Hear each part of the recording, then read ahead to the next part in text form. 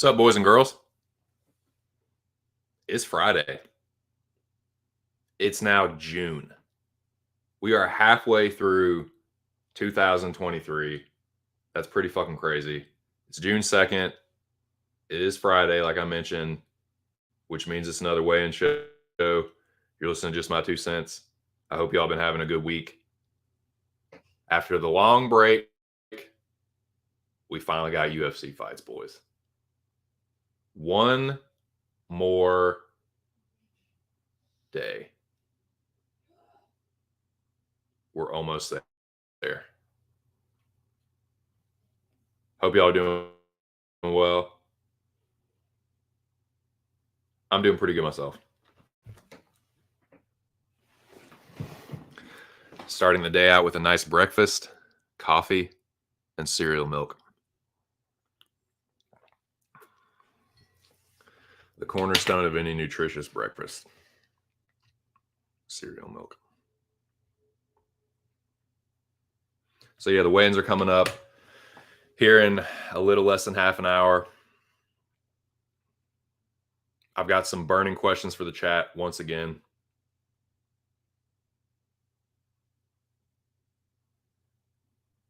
And yeah, just getting warmed up.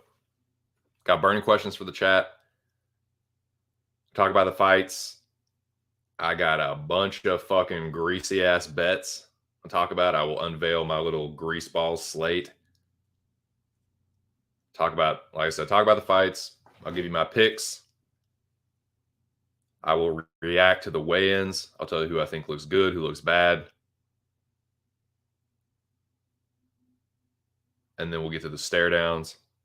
I'll give you my live stare down reactions. There will be no video because with my luck, I'd get flagged for that shit. Everyone else seems to do it just fucking fine. If I do it though, I'm gonna get flagged for it. So yeah, tough shit.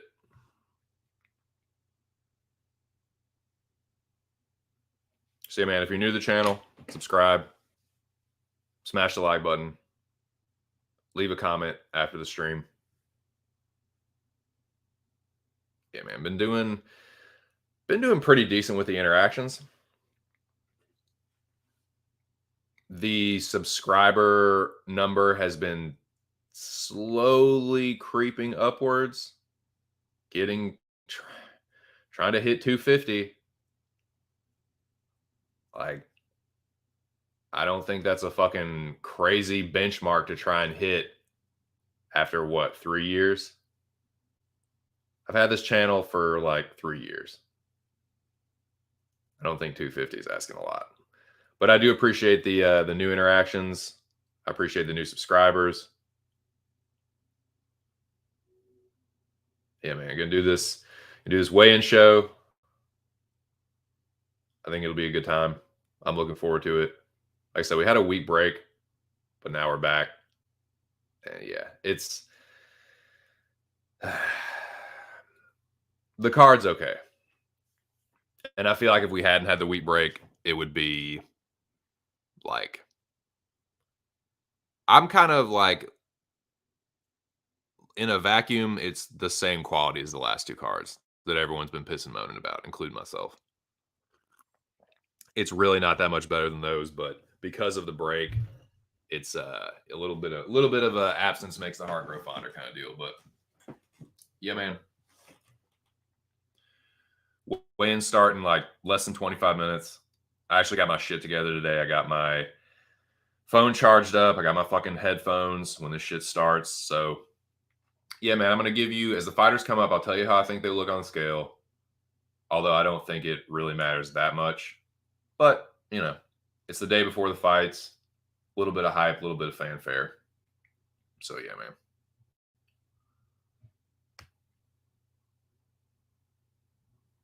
Be starting shortly.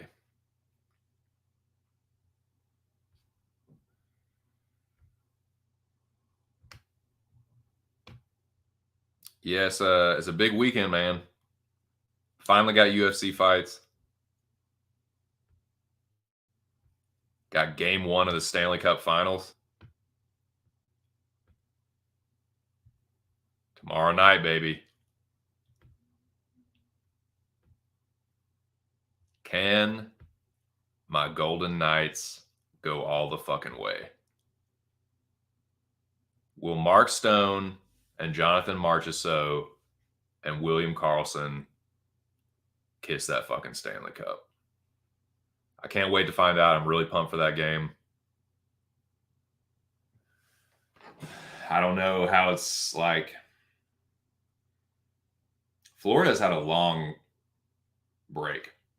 It had almost like was like a 9-10 day break. I don't know how that's gonna play out for them. You would think it would like favor us early and maybe them late if the series gets extended. Like they've had more time off. They're probably more like geared up for a longer series, but they could come out flat early. It's not like we got no time off. It was really good that we ended that Dallas series in 6 games instead of 7. So we got the extra time, the extra rest. I think that's good for us. And I like it. It's not like we got no time off, a little bit of a break, and we don't lose any momentum. I don't think. I feel like we've got more momentum going into this than the Panthers. And also, I think we're a way tougher team than the fucking Carolina Hurricanes. Just call me crazy. But yeah, I feel good about the Knights. I'm very fucking excited. So yeah, pumped for that. When the weigh-ins start, I will have the official results ticking across the bottom. As I always say before these get started, not so much a disclaimer as like just a word to the wise. If I was you, I wouldn't do it.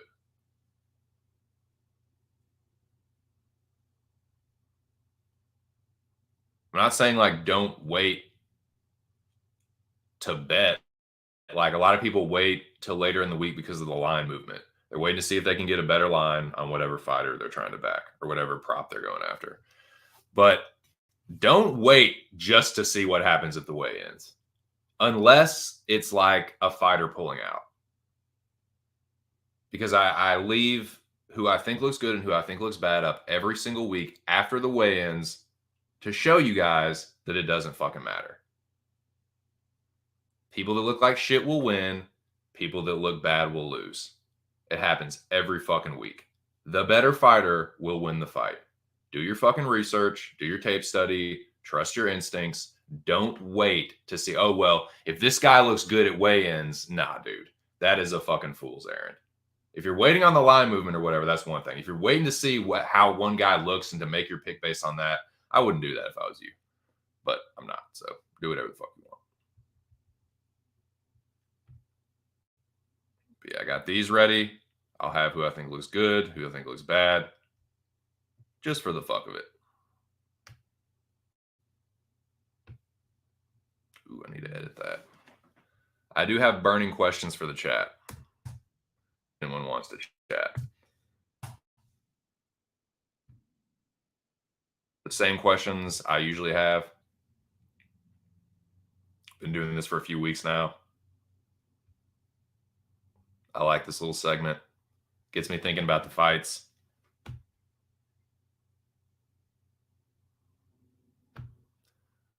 What up, AOF? What are you doing? What does AOF mean? Does it mean some think that it means Aaron's orders followed, which I don't necessarily hate. Shout out to my dude Aaron the Dog MMA. Subscribe to that channel. Some think that it means that. Other schools of thought submit that it is a typo made by a cyberbully who attacks other people's families. So, yeah.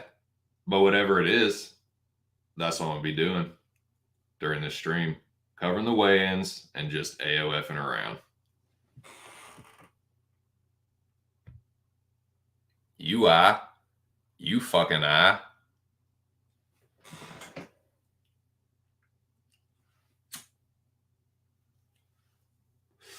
And what if I am? What if I am, Zach? What are you going to do about it, cyberbully? Just cyberbully me some more? Typical cyberbully response. Nah, man. What's up, Zach? I kind of want to make a new, not like a segment, but like a new, maybe kind of like a segment. And it really kind of gets wrapped up in the burning questions. But like, Zach, if you're still there, if you didn't get triggered and leave, I want to know what, I mean, and it's like I said, it's pretty much synonymous with what's your most confident pick. It's pretty much like what's your most confident pick at all. Like, what's your flex of the week, dude? Of all the fucking,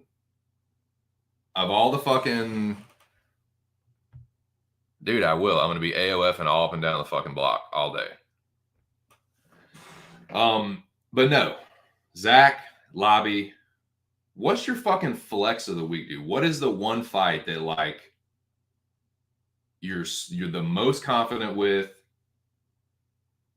You're rolling the hardest for this fighter, and when you're right about it, you're just gonna flex that shit. It's like the clout pick, the clout bet.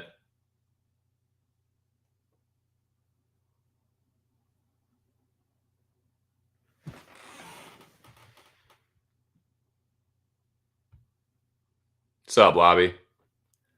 I guess you just got to tune in to see. I guess you just got to wait to find out.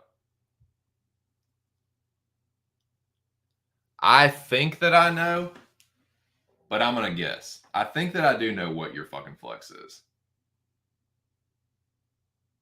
I think. Let me think about this.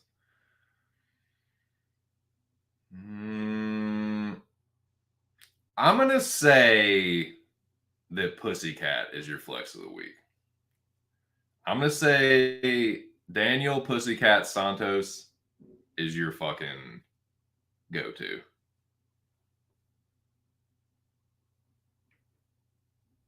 Am I right about that or mistaken? Fro Silva, that's your flex? Your fucking flex of the week? All right.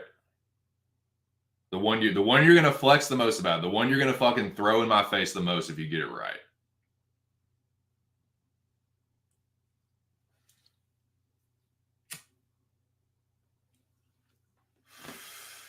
I got a couple and I can't decide. I got a couple for you, man. That if I get right, oh my God, I'm going to talk so much shit.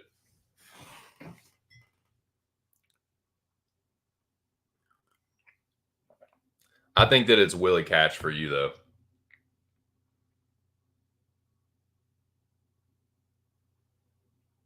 Nice. I thought so. There's a couple, man. And, dude, y'all touched on both of them.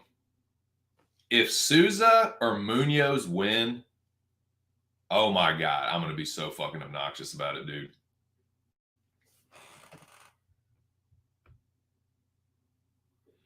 Dude, there's some really greasy fights on this card. I was just saying, dude, if we hadn't had the week break, this would be like, this might have been the straw that broke the camel's back for some people, where it's just like, I cannot take another week of shitty fights. Think if we hadn't had the gap.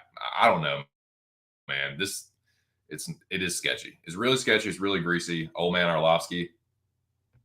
I do like Arlovsky. But that one, it's like, that's not my most confident pick because he's fucking 44. Of course he could like end up just falling off a cliff or getting clipped. I just don't think Mays is going to be that dude. I don't think he's fast enough. I don't think his reflexes are good enough. Arlovsky, he could go in there and look 50 overnight. It can happen. It does happen to like a lot of these fighters, but other than that DeLima fight, it's not like he's taking a fucking ton of damage, man. He's really like just being an outfighter, just point fighting and boxing safely, working behind a jab, putting a cross and a hook in there every now and then, like, and just staying out of danger. So I don't see why he can't do that against Mays, but we'll see. Like I don't. How is Mays like a lot better than like Collier or fucking Sherman? Like I put him in that. I have him in that tier of fighter, like bottom of the barrel, like a guy that Arlovsky can beat. You know what I'm saying? Oh, you know me well. It's the success that I've had. Mostly. What up, General? Shout out to my dude, the General, Alex Ramirez. The founder of the Dome, the greatest fucking group chat in the world. Shout out to the Dome. Shout out to the Zach's typo attack my family Dome. Zach AOF'd my family. It's fucked up, dude. Actually leading Arlovsky. Most were on Arlovsky. If most are on Arlovsky, then why is money still coming in on Mays? People are picking Arlovsky. I think what it is, people don't want to touch this fight, and they're just like, I'll pick Arlovsky for the fuck of it. He's the underdog, man. I'll pick it. Not a lot of people are betting it, though.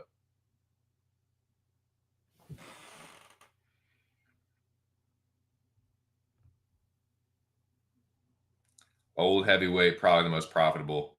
I'm telling you, dude, because it's like power's the last thing to go, and just the like the depth of that talent pool is so shallow. Cool story, AOF. No, that is pretty cool, actually. I hate you for being that close to The Rock.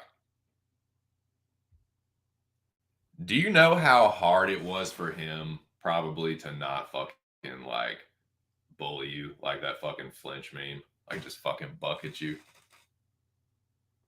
Nah, I'm just kidding. Zach bullied The Rock. Zach fucking behind behind closed doors, Zach's fucking getting in The Rock's face. Like, did you get in arguments with him? I know how much you love to fucking argue about shit. Like, when you got in disagreements with The Rock, did you fucking snap on him? Like, fucking get into it at the fucking dinner table over fucking Thanksgiving dinner. Yeah, right, dude. Syracuse is way better. Or whatever. Dude, tell me you didn't get into it with The Rock. Tell me you didn't fucking AOF The Rock. Yeah, I used to see that motherfucker slumming around Charlottesville.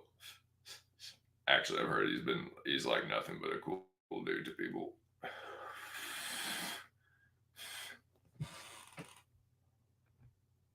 What up, Patrick?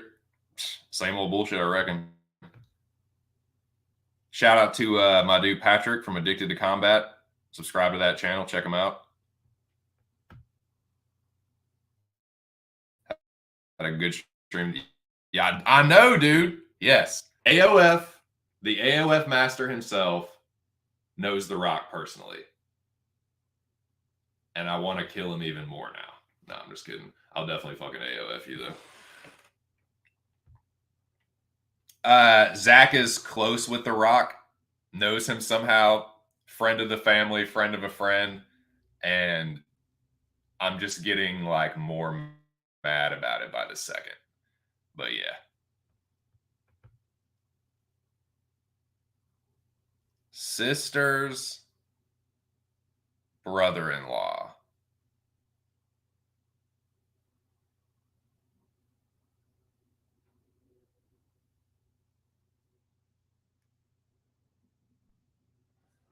Your sister's brother, like a half sister? You don't have. I'm not like trying to like pry information out of you. I'm not even asking. I'm just like that. So he's your The Rock is your brother-in-law. God, I hate you now, Zach. Are you serious? Or he's like, I don't understand that, but I definitely want to AOF the fucking shit out of you right now.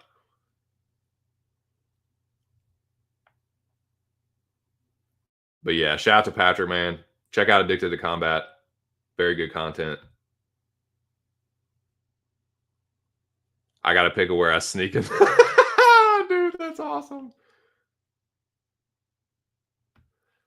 I know, dude. It's like some fucking Ace Ventura shit when he tries to fucking arm wrestle that guy. Zach tries to hit it and he's just like clinging in midair, just like The Rock's upper body strength and like fucking trap muscles just keep Zach in like suspended animation. He just like flicks him off. Literally just like finger flicks and like bing, goes flying.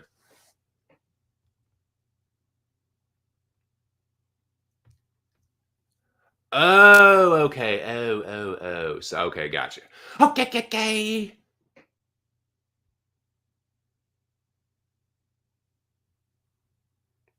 Gotcha. Your sister's husband's sister is married to The Rock. Okay. That's acceptable. Nice, dude. That's funny. That is fucking funny. Small world, man. Yeah, dude. I used to play basketball against Chris Long. Imagine having to guard Chris Long in basketball and being terrible at it. Just not being good at basketball and then being like, well, you're the tallest guy on this team. He's the biggest dude. You're when we play man defense, you're on Chris Long, bro. Fuck. But yeah, that's funny, dude. What was I gonna say? Yeah, so we're less than 10 minutes out from the weigh-ins. I got burning questions for the chat. Patrick, anybody else that's in the chat, I got some burning questions for y'all, dude. I've been doing this for a couple weeks now, and we'll get to them quick. I'll just lay them. I'm not gonna go through like individually, but these are my questions, and these are the most pertinent coming up. There always seems to be one dude. Who's it gonna be? Who's gonna miss weight? And the follow up to that, which fight or fighter is gonna pull a fucking stunt and fuck this card up even worse? Fuck this very like I'm using mid like pretty liberally. Like it is a mid ass card, and if a fight gets dropped, it's like. Ugh. But those are the two most pertinent right now. Who's gonna miss weight? Who's gonna pull out? What y'all think?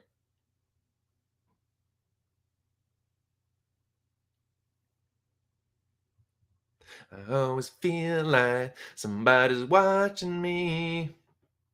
What up, Mick? What are you doing? Who's gonna miss weight, Mick? Who's gonna miss weight? Who's gonna fucking pull out? Who's pulling a stunt? Who are we gonna shame?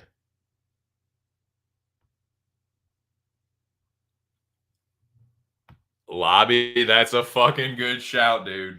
That is a real good shout. I like that. That is I'm trying to think of a better one, a better candidate. I don't know, man. The first name that popped in my head was Karine Silva. Is that crazy? I don't even know if she's like missed weight before. I just know she's like a big chick. I think this is at 135, so she probably should be all right. But I honestly can't remember. And for some reason, the first name that popped in my head was Silva. But let me think. I don't see it being Arlovsky or Mays.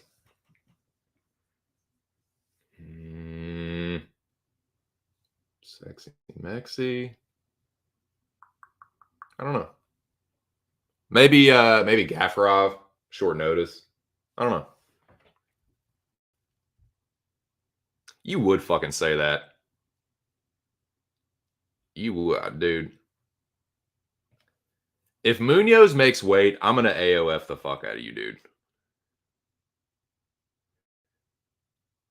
Pulling out like a couch. All right, so Colin Lynn's pulling out. Pineda misses weight. Nice. I like it. Call your shot, boys. Yep, Gaffarov. That's not a bad shout. Elliott stuffing himself with Baskin Robbins tears, crying his Baskin Robbins, and then like scooping the tears up and eating it back.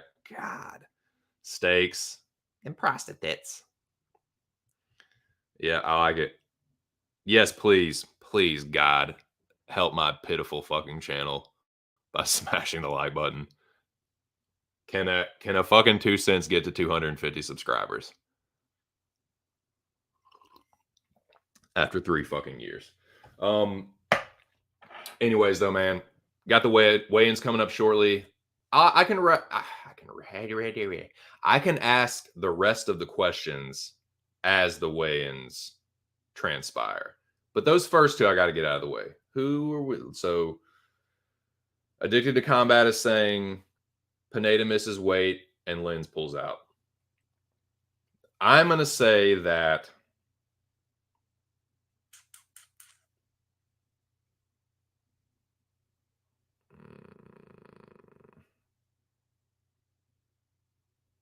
I like that Pineda missing weight. I really like that. That's a good shout, dude. Yeah, I'm gonna say Elliott.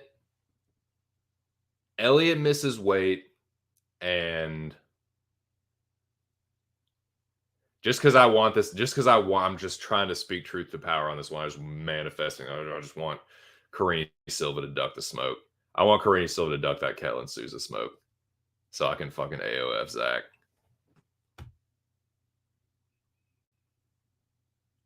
Are you giving a $250 giveaway? A 250 subscriber giveaway? Yeah, I'll give you a fucking knuckle sandwich for $250. No, I'm just playing. I would never hurt you, Lobby. You're my best friend. Naimov is that's not a bad shout. That's not a bad one either. All right, so we got Naimov,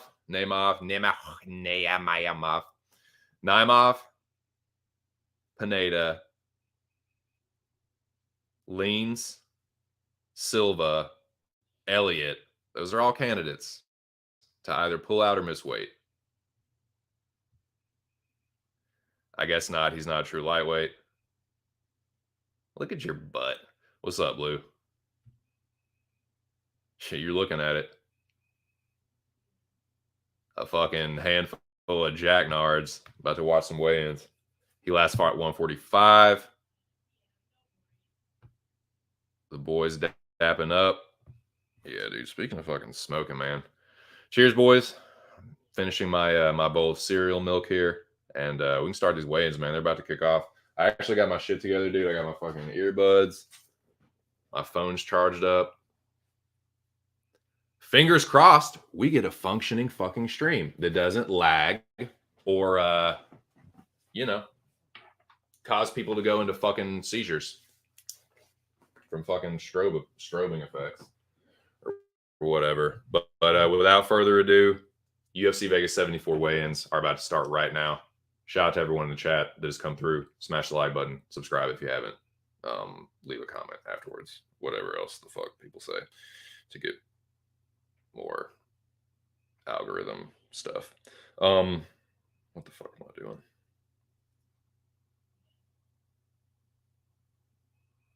All right, MMA junkie. Moment of truth. Do I fucking leave you for good?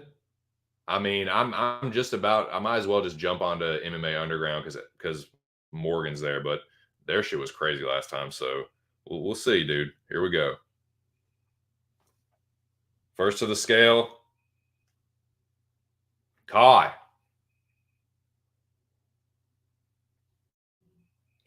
Some call him Steve.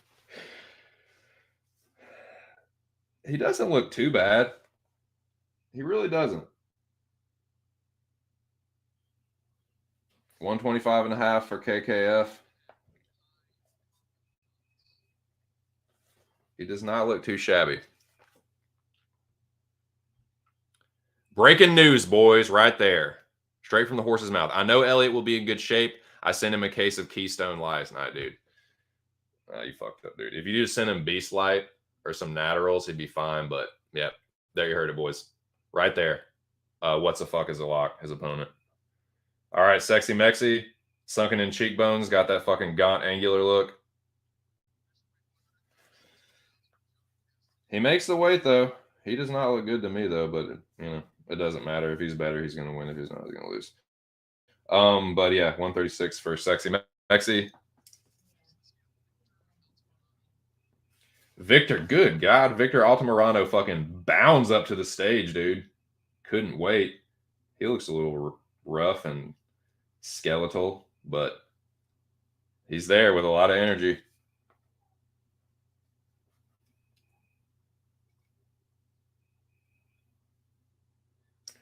$124.5. Good God. Underweight. I'm leaving him in neutral, man. His body looks like shit, but his energy is good, and he's just, I think he's used to that weight cut by now, so he's fine. Okay, here we go, dude. Moment of truth, boys. Tim Elliott, the wrestling rat himself, dude. Is he going to rat his way into this fucking 126? And I'm going to be honest with you. I hate to give Lou any more credit than I have to, but he does look good. So, yeah, it looks like that Keystone Light was a good call after all. I still would have gone with the Beast, but, that's me. Nah, he looks good. You were right, Lou. Is that what you fucking want me to say? He looked good. He looked good. Let's go. All right, here we go, Lobby, your girl, Fro Silva. 125.5. I was wishful thinking, boy. She looks like a brick shit house. She looks like a goddamn unit.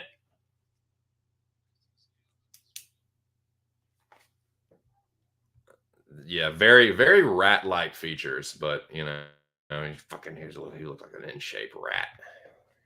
All right, here we go. Lou's gonna have to keep his anti-Mennonite, anti-Amish sentiments at bay here. Elise Reed makes weight though. 115 for Elise Reed. She looks fine. I mean, do you want to say that she looks sharp? I don't know, but she didn't look bad. All right, Zaleski dos Santos. Man, you know what? I should have picked Zaleski for missing weight, dude. He's not going to, though. He looks good. Definitely doesn't look as soused up as he used to be, but he's also 36. 171. He looks fine. He actually looks pretty good, man. People have been talking a lot about how he's like, he's 36, probably not on the sauce. He doesn't look like shit, though, man. He's fucking still got a six-pack. He looks fine. He looks fine. All right. Pineda, this is who Patrick was guessing would miss weight. Let's see. He takes a ginger step upon the scales. Dang it, Pineda.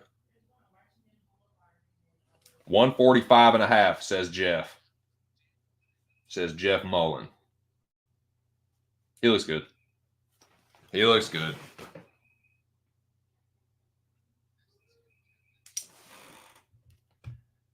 Your fucking face was never in doubt.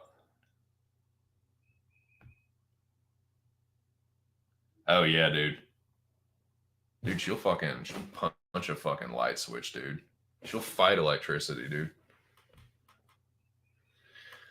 This Tim used, dude, he would know, man. He could definitely tell you the nuances of fucking cheeses, different cheeses. Kellen Souza, my girl. 124.5. No problemo. Oh, yeah, girl, give her that fucking elbow. Souza looking good.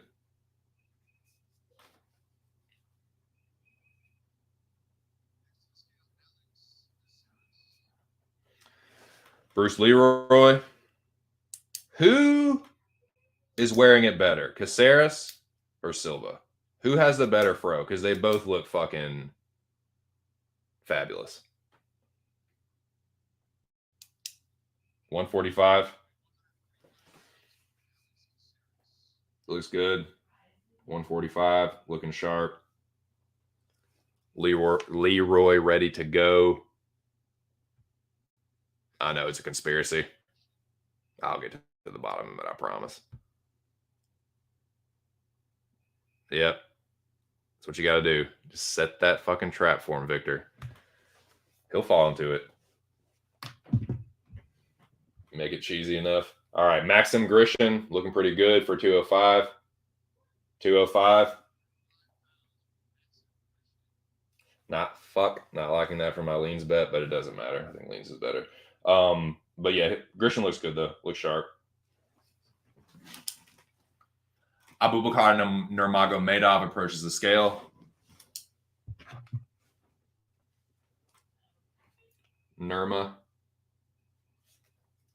That's what I like to call him. We're close. All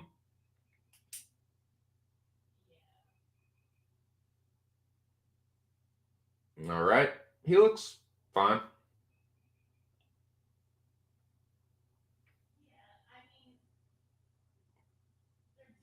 He's looking around very anxiously. 170. Yeah, he looks fine. And like I said, if I was y'all, I would just have already made my mind up. If you're waiting on the line movement, that's one thing, but I wouldn't wait to be like, oh, does this guy look better? I'll pick him now. It's like, nah. All right. Kid Kavimbo. What up, Munoz? 136. Looks good. I don't know why he's shrugging his shoulders up like that. That was a little strange, but he does look good.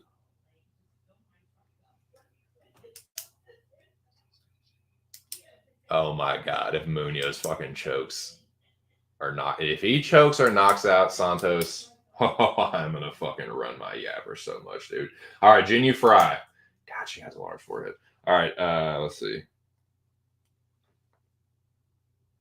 116. She looks pretty good, though. She looks pretty good, though. She has a pretty face. Large forehead, but she's not bad looking. She's very muscular, though. She's very, she's very jacked, dude.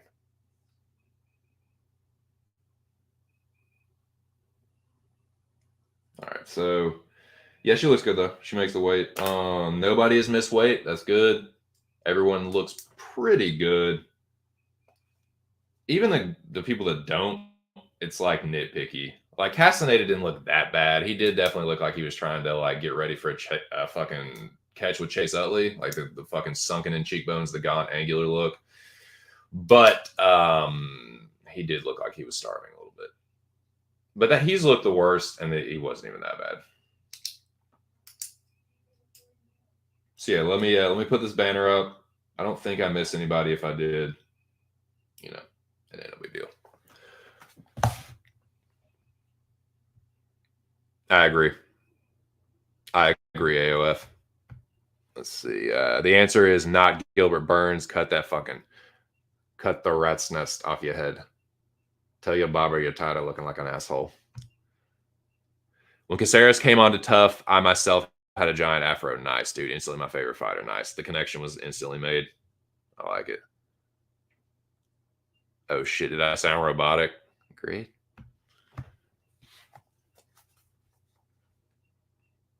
R2 cents D2. Okay, let me make this banner. Banners, excuse me. So yeah, man. Looks like we have our first lull in the action, our first break, so to speak. I got some more burning questions for you, Jack Nards. And, well, yeah. Kind of lost my train of thought there. Blame it on the cereal milk. Okay, so what am I doing? What am I doing with my life? Where's that banner? There it is. Okay. Official weigh-in results for UFC Vegas 74 are as follows. Para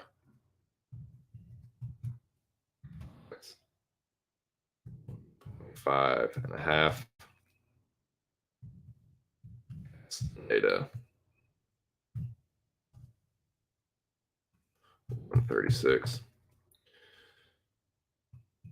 Alta is it Altamirano? Altamirano. It's Altamirano.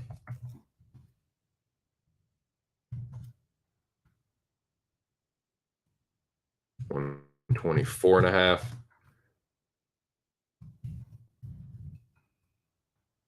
Rat Boy was 126. Silva was 125.5. Looked incredible, much to my fucking chagrin. Reed was Amish and 115.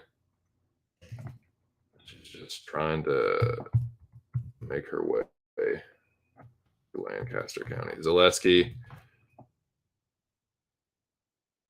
It's officially, right? Santos. God, I can't spell. Satnos. Santos is 171. Daniel Pineda.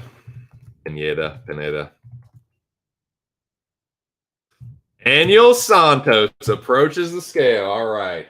Put a pin in that. I'll be right back to that. Daniel Willie Catch. He's a pussycat. See what we got. 135.5. He looks good.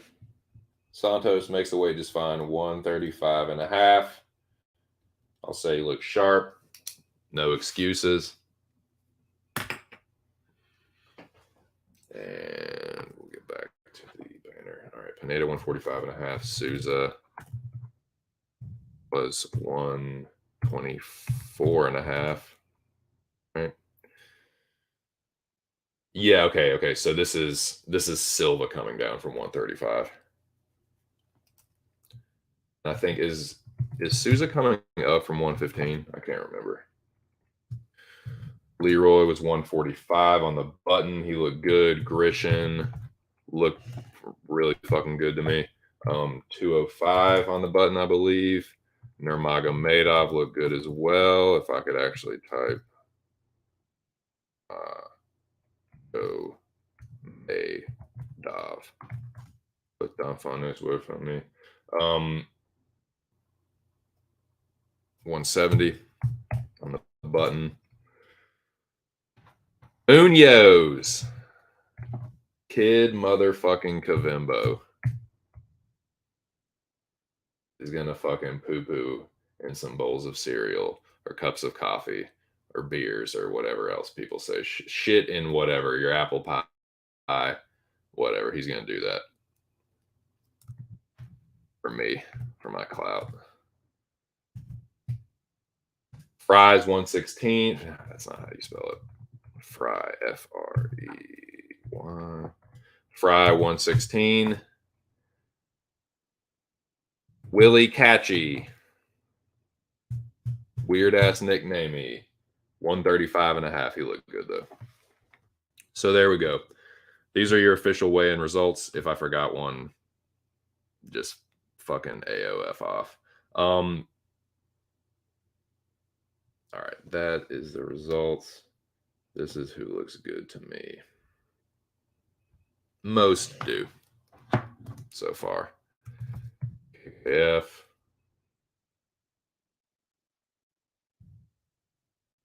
Ratman,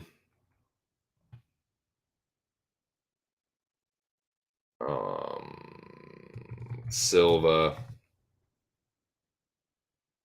Reed, fucking everybody. I'm just gonna have to put everybody. Zaleski,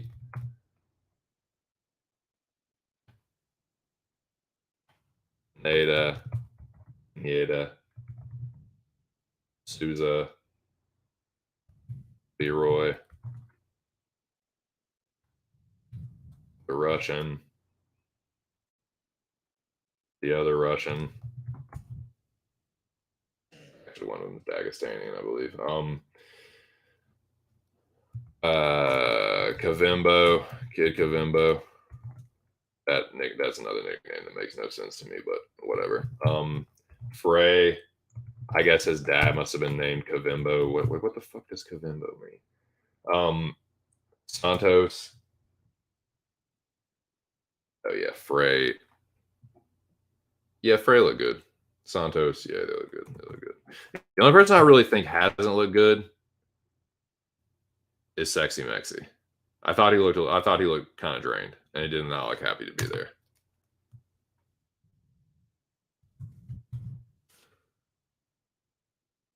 So here we go.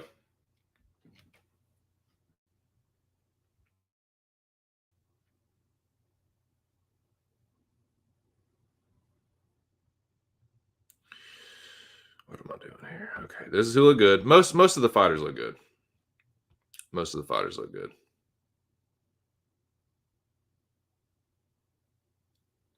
Ratman is Tim Elliott because of his fighting style, and as Mick has pointed out, he does have rodent-like features, but it's just a joke.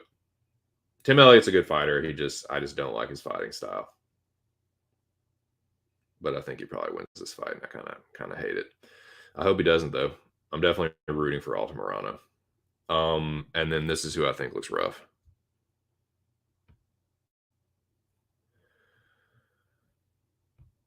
This is who's looking a little.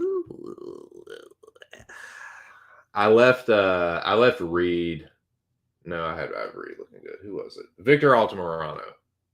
He didn't look like he looked rough physically, but he was like happy. He like ran up to the fucking scale. A lot of energy. So yeah, I just think he's a guy that cuts a lot of weight, but he looked like he did it just fine. So I just, take it or leave it for me. And yeah, that's what I have so far. Gents, what do you think about that?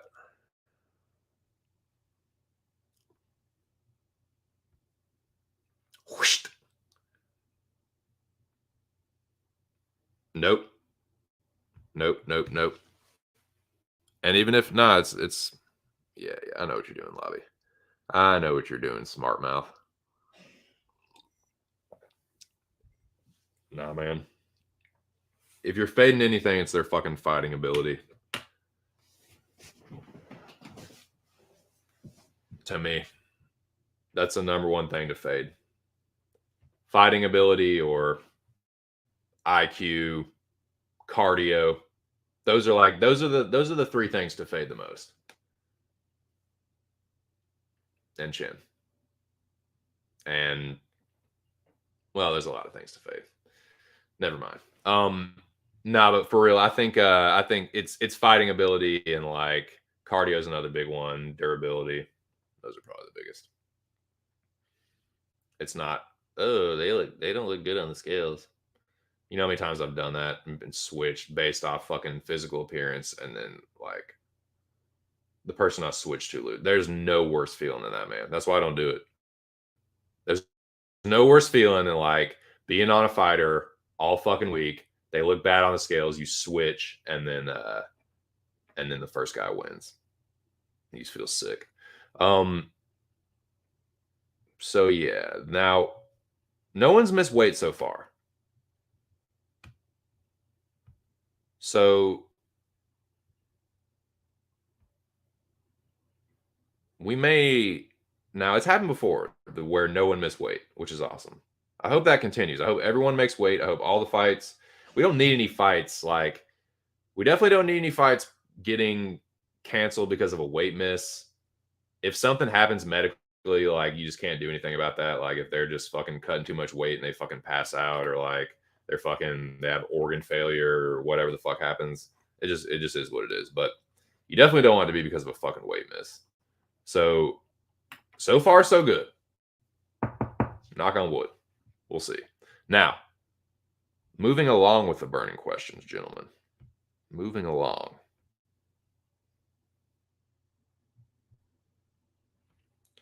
Let's get the bullshit out of the way. Which one of these fights is going to put us the fuck to sleep? Not in a good way. Put us to sleep. Make us want to change the channel.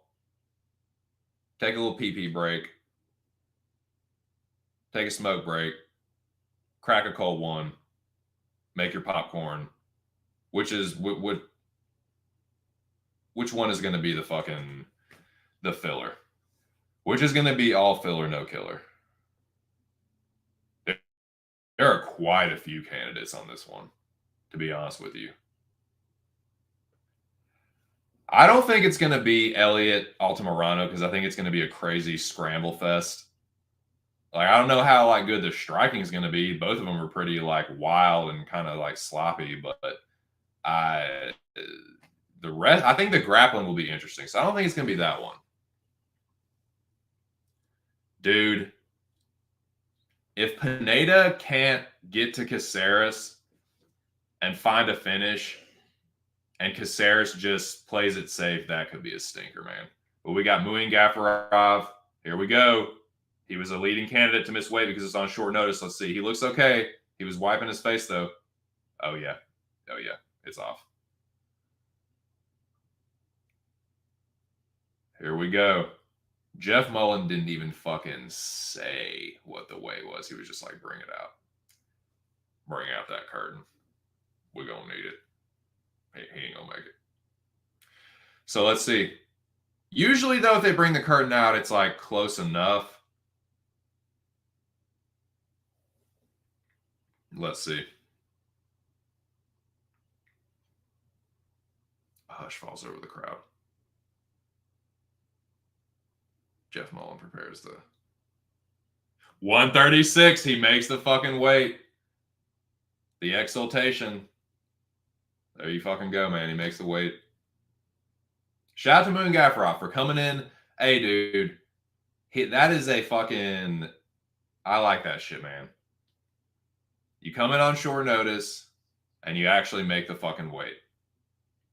That's one thing that I've never really if you think you can't make the weight and you're taking on short notice, why not just make it a catch weight? So for him to accept that and then make the weight, it's yeah, if you're taking the fight on short notice and you miss weight, it's oh, well, you get more of a pass, but still, it's why didn't if you knew you couldn't make the weight, why'd you fucking accept it? Or why didn't you just make it a catch weight? So to do that, make the weight, shout out to Gafarov. Now we got Naimov. Gafarov makes 136. Does Naimov make the weight? Here we go. 155 and a half. Naimov makes the weight, boys. Now there's another guy. Short notice, I believe. So yeah, shout out to him. All right, let me record these.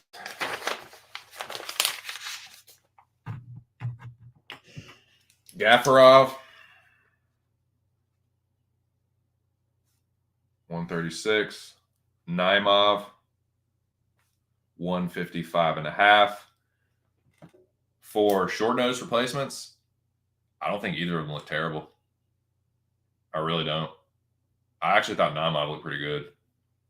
I don't think Gafarov looked that bad. I'm just leaving him. I'm not going to say he looked bad. I'm not going to say he looked incredible. He needed the hurting curtain. It's not great, but he didn't look too bad. I'm just leaving him right in the neutral. Naimov, I'm going to say he looks sharp. Say Naimov looked good. It doesn't matter, though. I'm just observations. Just keeping the interest for the fights up, boys. So let me make these additions. Santos, Gafarov, 136, Naimov,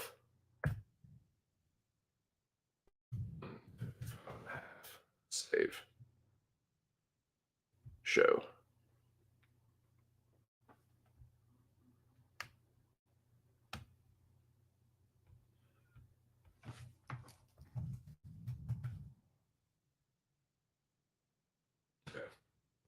There we go. There we go. There we go. There we go. There we go.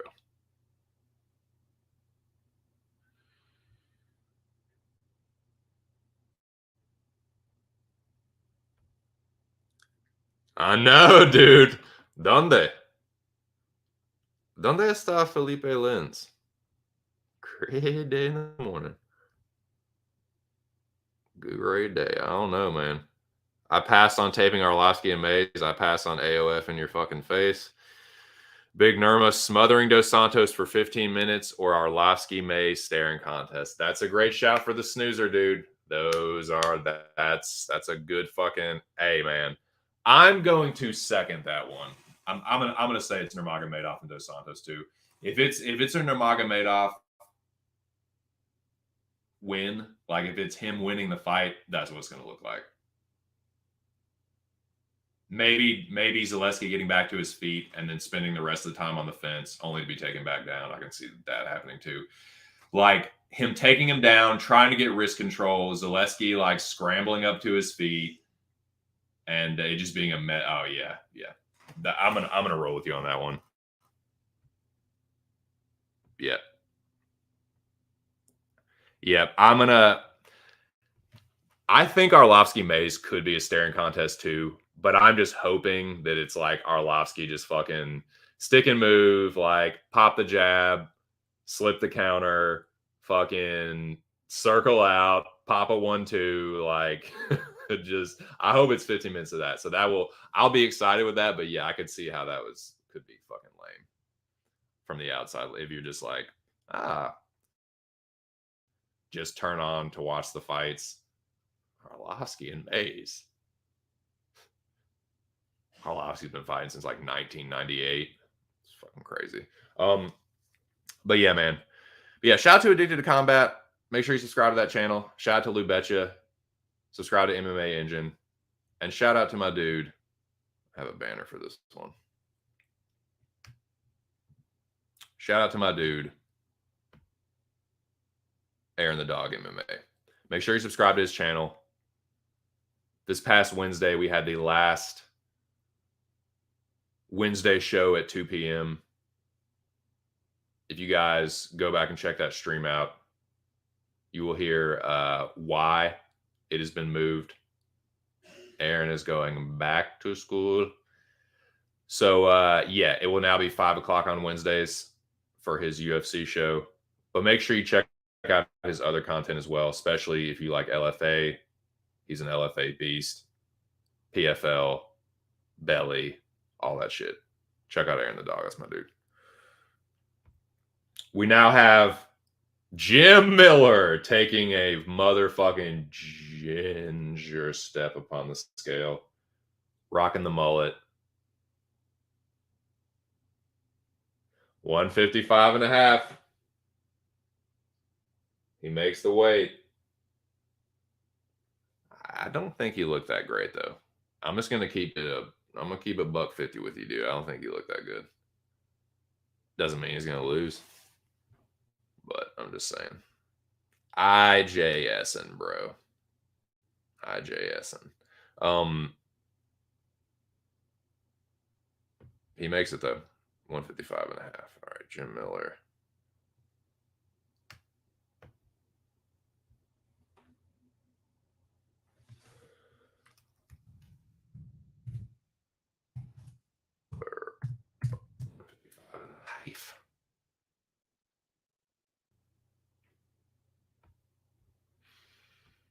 And he gets added to the Michael Scarn cringe.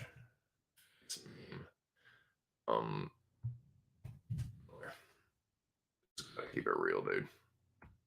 He didn't look that good. He made the weight though.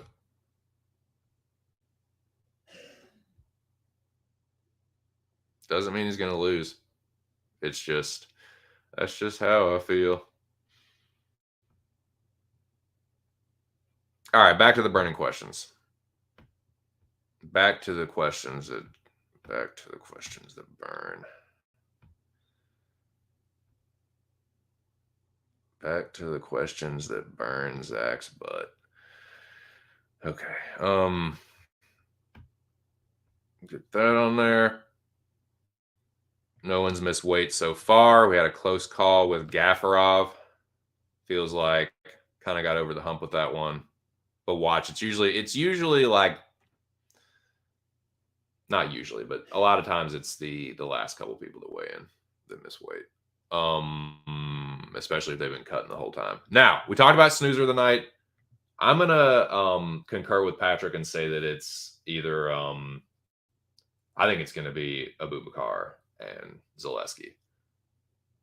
Orlovsky Mays is a good shout.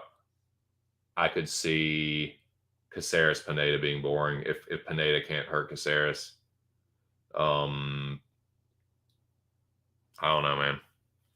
But yeah, how about the opposite side of that? How about the other side of that spectrum?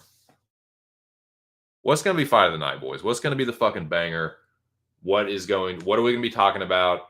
What's the fight that everyone's going to be like, dude, just go watch that fight. I don't even know who won. I don't care. It was an awesome fight. Which fight are we going to be saying that about?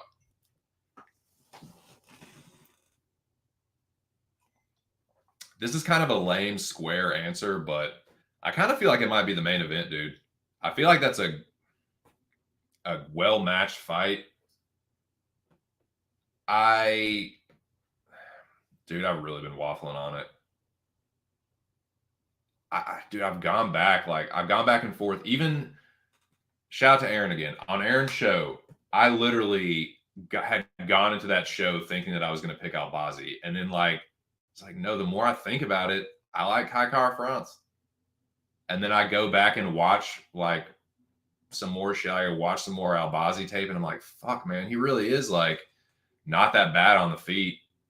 And it's just like, fuck, I want to switch back to Albazi. But I still think Kai Kara France is going to win.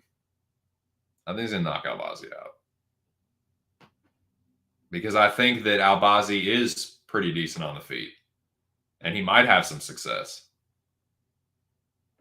And I think it might get him caught. Now, if you're on the Albazi side, you got to think, okay, well, he is good enough to hang on the feet. And if it gets hairy, he'll just go to the takedowns. And yeah, if he's having success mixing it up, he's going to win. And I think it's I can't go more than 60-40 Kai Kara France, but I do think that Albazi's striking is not as bad as some people think. I don't think Kai Kara France is as hapless on the ground as some people think either. I know he's been put in some bad spots, but they're by some pretty fucking, other than his first couple losses, it's been by some pretty fucking good grapplers. So Bontarine and Royval are both fucking good grapplers. Dontel Mays, here we go. He's just a big dude. He's not fat. He's just fucking big. Look, he doesn't have a huge gut. He doesn't have massive love handles or anything. He's just a big ass dude, 262. He's not ripped, but he's just a fucking mushins. 262 for Mays. Looks good. But yeah, it's a big jump, man. Kai Kara France is a big jump. Even from the best guy that he's fought, it's man, I don't know, dude. And yeah, Kai Kara France hasn't been in 5-round fights either, but neither has Albazi. Albazi might be on that fucking Sarah Longo EPO. If he is, that bodes well for him. It's sketchy, dude. I do have a prop bet on this fight, but I'm mostly staying away. But yeah, Mays looks good. Let me update this right. Huh?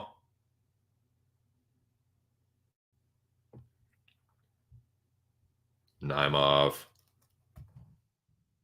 Mays. Mays was 262.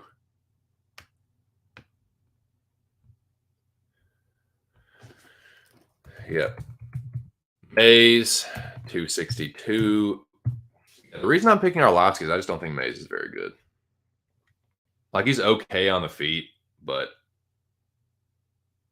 doesn't have a shit ton of knockout power. He does have a reach advantage, but it's the footwork, honestly. At 44, I just think Arlovsky has better footwork, and he's kind of adjusted his fighting style to be effective at playing it safe and winning a point. And Mays is not like some fucking cardio machine. Like, I don't like, he's athletic, he's big, but he's not like, he doesn't work at a fucking crazy high clip, and he's slow and kind of lumbering. And I just think Arlovsky's going to have a field day with that. But if he catches him, any heavy shot that catches Arlovsky could be in trouble. But we'll see. So yeah, I got that. May's looking sharp. So let me update that. Most of the fighters are. So I think, hopefully we're getting the best versions of all these fighters. Not compromised, like even the guys that on short notice both made weight.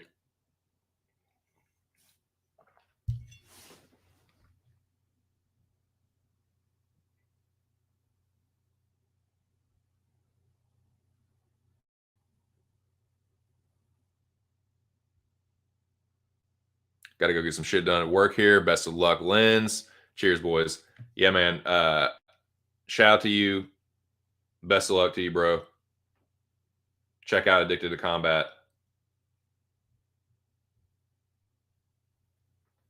Good channel. Patrick's a solid dude.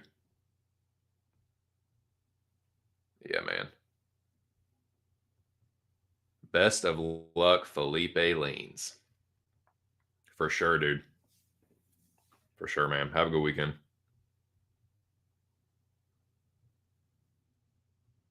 So,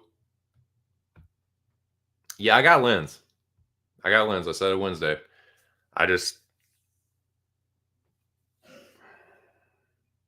I've never been like overly impressed with Maxine Grishin. Same with Lens. And it's not like I favor Lens by some like crazy margin. It's just another, like, I can't give it more than like a 60-40, but I do think he wins. Like, I do think he's going to be a little bit faster. He's a little bit younger. The durability is like, yeah, you can say Lens is maybe a little bit chinnier, but like Grishin isn't some fucking, like, Grishin's been knocked out a couple times himself. And he's fucking old and slow. And like Lens is untrustworthy. Grishin's like kind of a jabroni. Lens is too. It's not a fight I have a ton of confidence with, but yeah, I'm taking the dog. I like the dog. Like I said, I think Lens is going to be. They both hit hard. I think Lens is gonna beat Grishin to the punch a little bit, and if he grapples, like, yeah, I could see Lens having success there too. I think he's got a little bit left, get a little bit more left in the tank. I could be wrong though. Like, Lens has definitely come out and looked like what are you even doing in the UFC? But Grishin, Grishin coming to the UFC, people were saying all this shit about how fucking good he was and how good he was on the Russian scene, and look at who he's fought, and like, I don't know, man. Everyone just like thinks he's great because he gets knocked out by good fighters. That's always been my thing with Grishin. It's like, he got knocked out by Nemkov and Ankalaev, so that makes him awesome. Like, I don't see what all the fucking Grishin love is. Trust me, I get the Lens fade.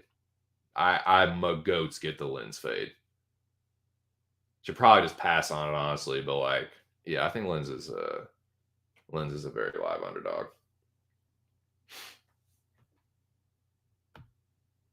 I agree, AOF. I fucking AOF and concur. That's tight, dude. That is fucking real sick. That bodes very well. When he is like clicking and firing on all cylinders. He looks decent. He's big. He hits hard. Just like sometimes he looks flat. Sometimes he looks like he doesn't know what the fuck to do. I was saying this on Aaron Show Wednesday. Like the dude looks like he's like a 24-year-old, like a greenhorn. That's how he looks and how he fights. But he's like 37. He's pretty much my age. But he fights like this fucking like dopey kid. You know what I mean? Is like he doesn't understand his own power yet. Like doesn't like he's kind of reckless and just kind of I don't know, man. It's just weird. But again, Grishin, he's like, I swear, he got to the UFC and people were talking all kinds of crazy shit about what he was gonna do. It's just like, really? This guy's old. He's like been knocked out a couple times. It's just I've always just looked at Grishin as just kind of like a jobber. Like he's here for a paycheck, for a job. He'll put up a decent fight, but he's not gonna. I don't know. So it's kind of a basically what I'm saying is it's a 50-50, so I'm taking the dog. Anyways.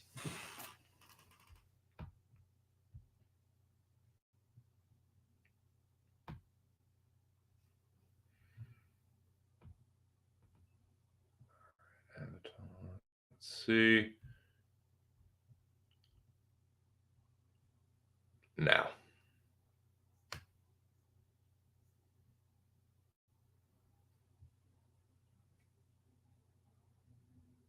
Where are we at? There's only one person in here right now, so I'll wait until there's a couple few barrages before I ask some more burning questions. But where?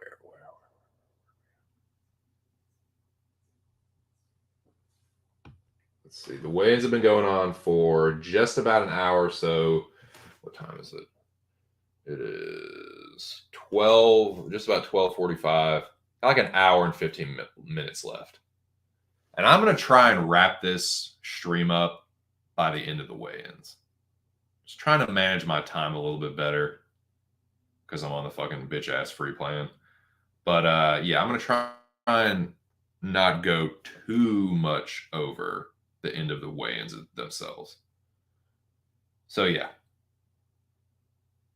So if y'all watched Aaron the Dog MMA Wednesday, you know my picks. What you may not know, and I'm sure all you are just dying to know, is my bets. I have made seven or eight plays, 7 or 8 bets. A couple I cashed out because they were parlays and fighters got pulled. The book, I started using a new sports book. I didn't have the line I couldn't put it just at the time that I made the parlay. They didn't have the line for the fighter. One of the other fighters in the parlay got pulled out. So I cashed out and remade that parlay. But yeah, I put my slate together. It's fucking greasy. I'm excited about it though. I'm looking forward to these fights and this fucking greasy action that I have. I'm feeling pretty good about it too. Didn't go crazy. Not chasing. Still down a little bit this year. Not too bad though. Down less than $50. I went pretty fucking dog heavy on this card. So if this card ends up being really chalky, it's just going to be the streak is just going to continue. But if it's dog heavy, I have a feeling that your boy could be back.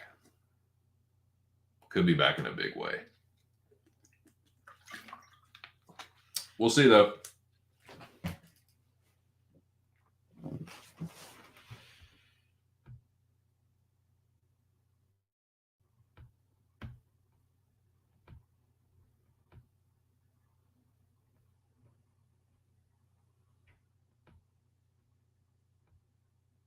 Well, let me see.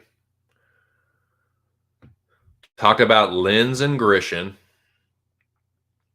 I have Felipe Lins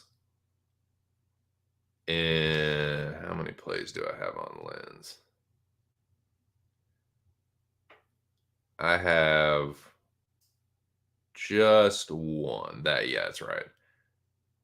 No, two. I have Lins in 2 plays.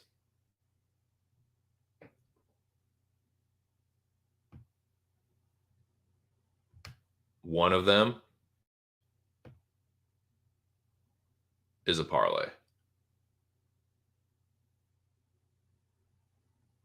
Before I get started with that,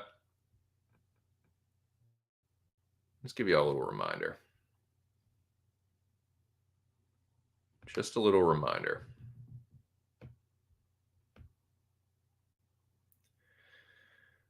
If you're coming to this channel, I really fucking hope that it's not for gambling advice.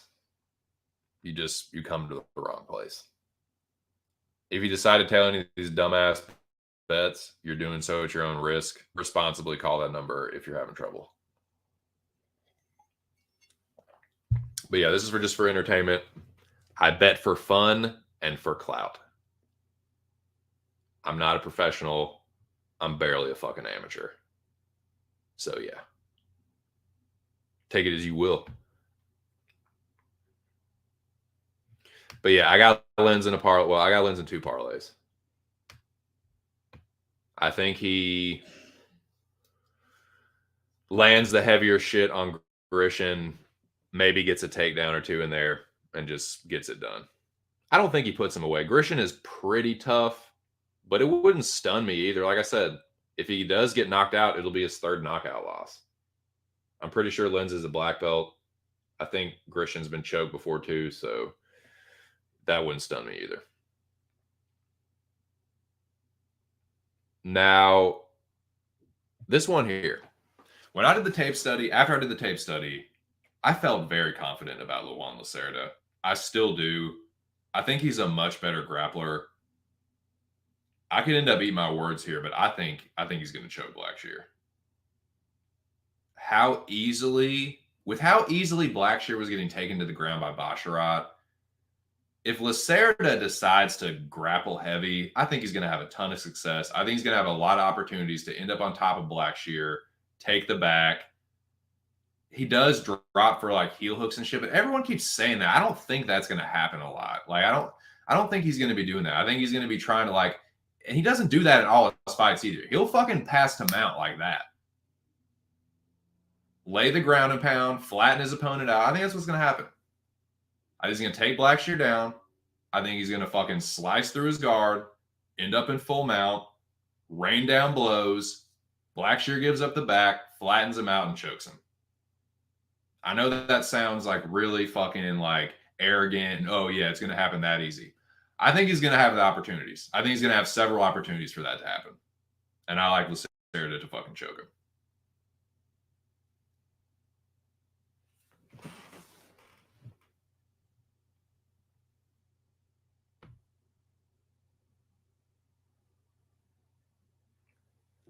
I like Elise Reed here. I do have Elise Reed in the, well, it's a semi-Zhang Li parlay. Semi-Zhang Li. So like I said, I have this play, Lins and Arlovsky. And it is kind of like a double old man. It is a kind of a grizzled old bastard parlay. But I've cashed those 2 before. I've cashed those 2 now. But yeah, 2 older underdogs, and I think they both win. But I like Luan Lacerda a lot. And I also like this dude a lot. I like Gafarov here. He made the weight. He didn't look that terrible. Look, dude, I am biased towards Castaneda. I've picked him every fucking time he's fought in UFC. I'm 2-2. So he's either going to get over the hump or he's going to end up being 2-3. So I don't know, man. He looks good against fucking jabronis, and then he doesn't look that great against better fighters.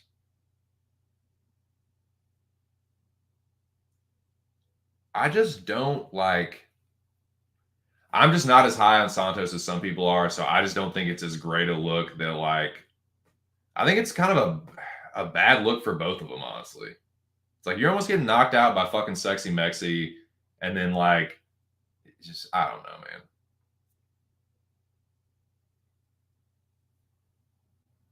He was brutally KO'd less than a year ago.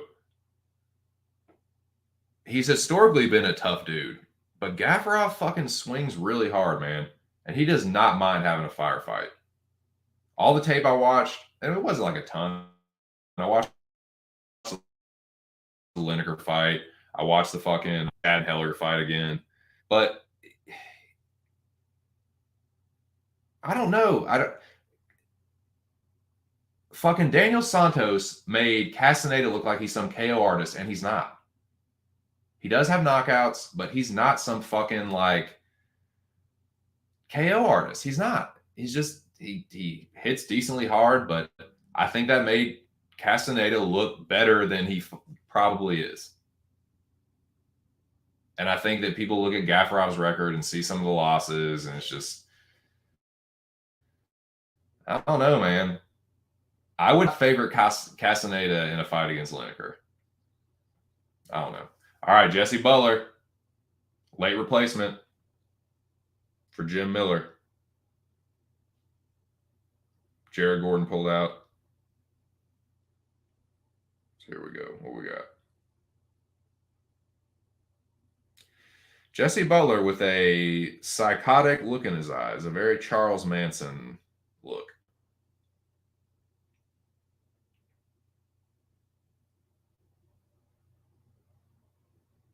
$154.5. Yeah, he's got a crazy fucking lazy eye stare, dude. 154.5 for Jesse Butler. He looked fine.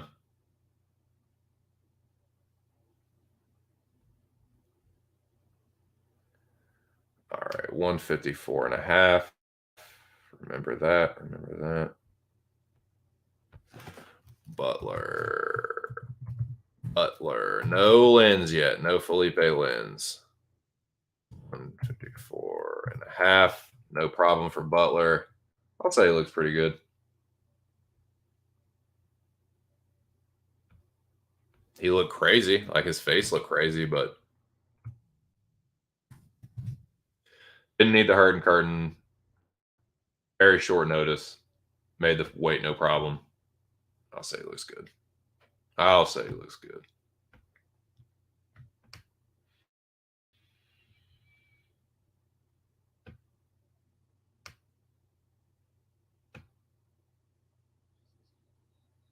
Okay, Damon Blackshear. Let's go ahead and get this ready.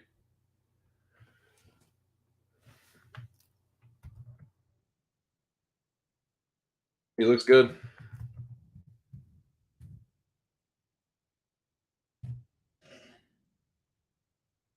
Shredded. 136. He looks shredded, but he doesn't look sucked out. It's healthy.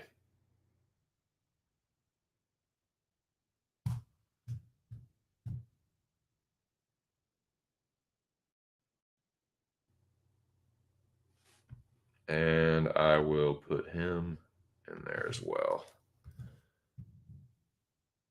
On. Looks good.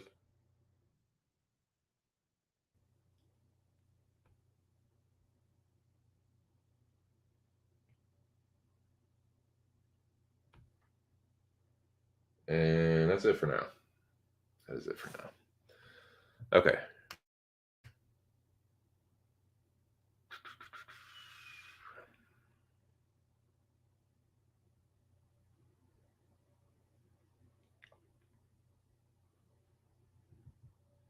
Where are we at, boys? Okay, yeah. Yeah, I'm going with Gaffarov. He is someone that, like, he has no problem trading on the feet because he's a good sambo grappler. And I know that Castaneda, good wrestling. He's a pretty good grappler himself, but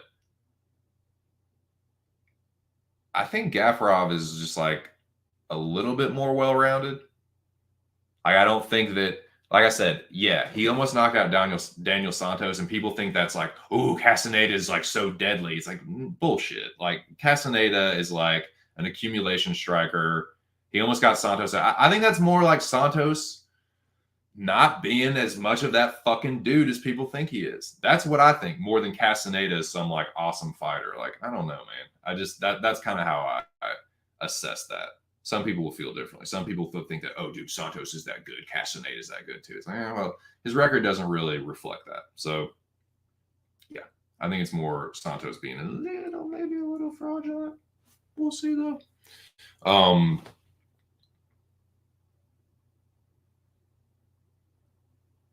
Yeah, I like Gaffarov here, and I actually made a little parlay out of it. Call it my favorite underdog. Get it? Do you get that? Because it's like one of each, one favorite, one underdog. I like it though. I think they both win. I think they both use their grappling to win. Maybe Gaffarov with the striking too. Like, I wouldn't be surprised if Gaffarov hurt Castaneda. He's pretty wild, dude. Like, I don't know, man. I like Sexy Mexi, but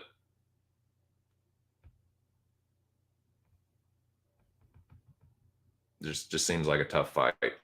I know it's short notice, but it's like Gaffarov is kind of a handful for short notice.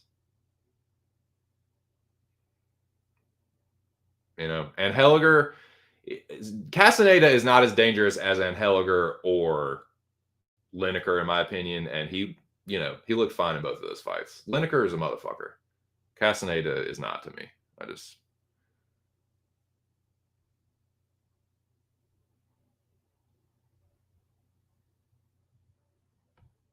Yeah, like I said, I do like Arlovsky. So these are my two pieces. One of them is a favorite and under. Like, this is like two no-nos. Parlaying underdogs, like, whatever. I don't give a fuck. But when they hit, dude, I'm gonna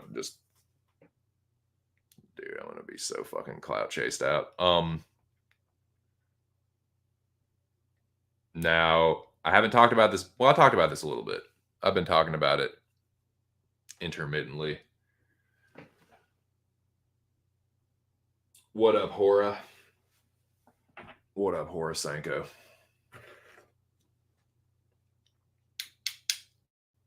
What up, Krause's mistress? Lobby, your boy's mistress. Your dude, is he fucking Lobby? Has Krause sent you them fucking Senko titty pics? Them cake pics?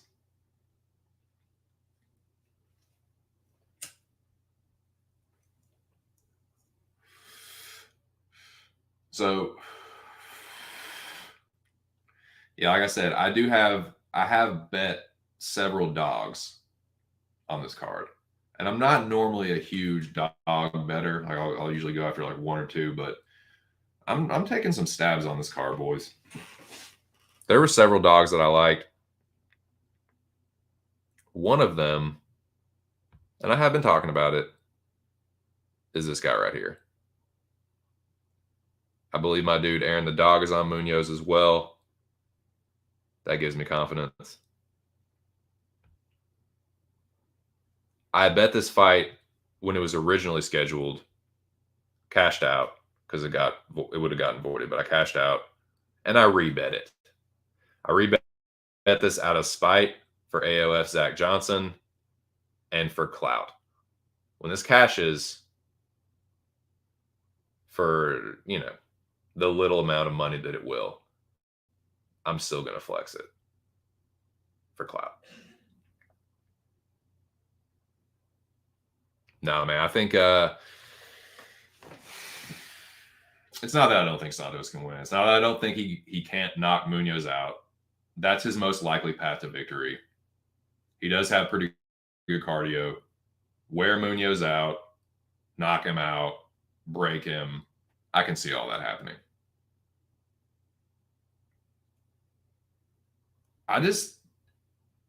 If he's too dismissive of Munoz, I'm telling you, man, like, he's not a knockout artist either, but I think he's got a little bit more pop in his punches than some people want to give him credit for. And like I just said, I don't think almost getting dirt McGirded by John Castaneda is some great look. People are trying to spin that into some fucking positive for like Santos. No, I think that's a little bit more of a red flag than some fucking good sign. And I know that Munoz isn't known for being a knockout, but just don't be surprised if Munoz, he does have some power in that fucking right hand. Don't be surprised if he cracks Santos with a right hand and puts him on skates. That's all I'm saying. And I think he's a little bit better of a grappler. I think he's got a better combination of wrestling and jiu-jitsu than Santos. I think Santos is like a little more willing to play in his guard, especially if Munoz is wrestling heavy. I think he's a better wrestler. He's been doing jiu-jitsu since he was 5. He is a pretty good grappler. I think Santos is going to think he's a better fighter and can just, it doesn't matter what happens. I have black belt jiu-jitsu. I think he's going to find out if Munoz is the one on top that it's not going to be pleasant for him. So, yeah, I like Munoz here. I think people are like overrating Santos a little bit and sleeping on Munoz too much. So, yeah, another clout bet.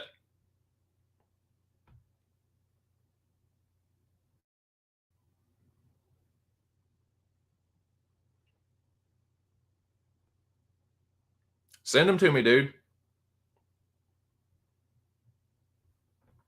Get on Twitter, make a Twitter account, and then DM me.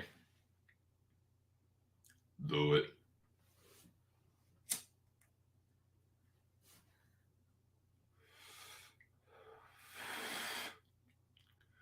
All right, lobby. Since you're probably the only one in here still, I'll throw you a bone here. You want to talk WMMA? I'll fucking talk WMMA. You want to talk Silva versus Souza? Let's talk. I like Ketlin Souza here. This is another matchup where I think people are way too high on Karine Silva. Thought she looked like shit in that Contender Series fight until that Chinese chick, fucking was a dumbass and got guillotined. And I was not like blown away by her fucking debut. I think people are too fucking hard on Souza for losing to Ariane Carnelosi and getting leg kick KO by the other chick. People are making Silva out to be some monster, and she ain't fucking knocked nobody out. Like I said this on Aaron's show Wednesday. Who the fuck is she knocking out? Absolute nobody jobbers. So I think this narrative that like she's some fucking killer and she's going to destroy Souza, I think that's bullshit. I think she's going to be a lot slower. I think Souza's going to be faster. She throws better combinations. You want to know what fucking Silva's combinations are? A 1-2. A 1-2 and a high kick and a low kick. I think she's lumbering. I think she's slower. I think she has gas issues. I think she's getting lit the fuck up. I think Souza is actually going to break this bitch. So, yeah. Like I said, I signed up for a new sports book. Shout out to BetMGM. I signed up. I got a free bet. And take a wild fucking guess who I put it on, Lobby. You take a wild fucking guess, Lobby CDQ, who I put that $5 free bet on.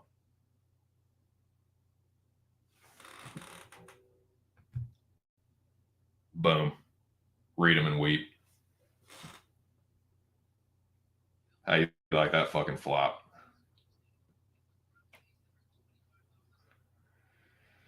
Nah, man. Yeah, I like the dog. Line's way too wide. Silva ain't that fucking good. Silva ain't that fucking good. She got fucking knee barred by some nobody Russian chick. She been beat by some not good fighters. I think she's hype, man. I think people are hyping her up for her fucking muscles and her afro. I think this should be way closer to a pick'em. People just hating on Souza and fucking just sucking Silva's box. It's weird. I don't get it. Like I went into this like I didn't know the odds. I just take both of them, and then I saw that Souza was this huge dog. I was like, what? No way.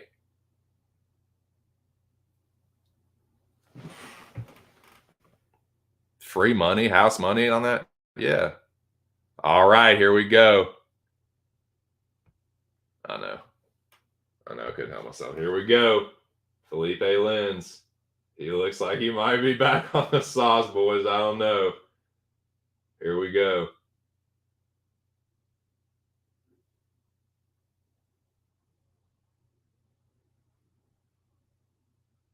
$205.5. No problemo. Oh, fair enough. Best of luck to you. 205.5. No problem for Felipe Leans. Update these banners. Let's see. Yeah, I think Silva's going to get broken here. I think if some no-name Chinese chick that I don't think is as good on the feet as Souza can can tire her out that much in one round, oh, Souza's going to fuck her off. I think Kevin's going to fuck this bitch up. But we'll see. Leans. Leans. Go 5, 1 half, 1 pound. He looked good though, dude. He might be on the sauce. He might be back on it, dude. I like that. I definitely like that. You can fail the test afterwards as long as that fucking back crack. I don't give a shit about. All right, Lens. Looking chopped. There you go.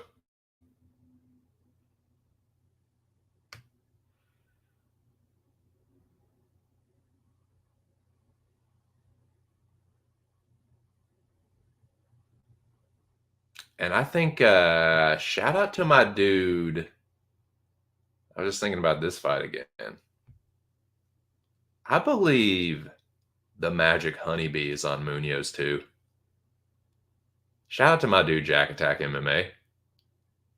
So that means that myself, Aaron the dog, and Jackie Boy are on Johnny Munoz. If that's not good positive energy, I don't know what is.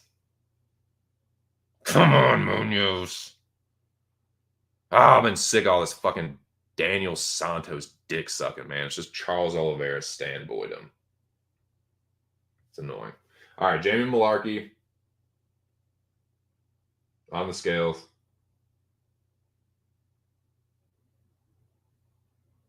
Agree. Uh-oh.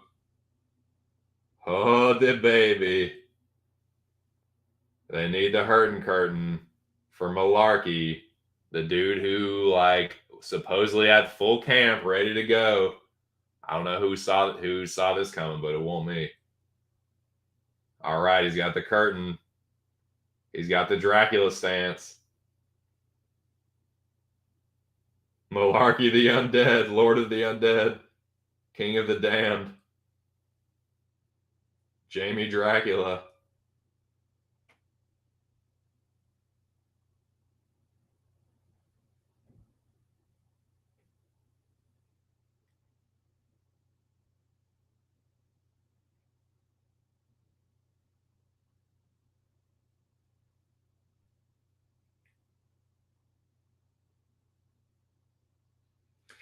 He makes the weight though, 156. You know what's weird? He doesn't look that bad.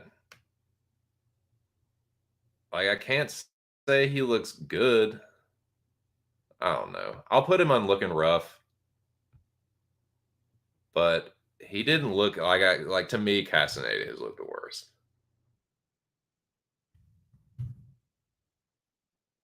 But yeah, I can't say he looks great. He did make weight though. And that's the most important thing. Shocked that he almost missed, but he makes it. Blarkey, 156. He he was closer to missing weight than his like late notice replacement opponent.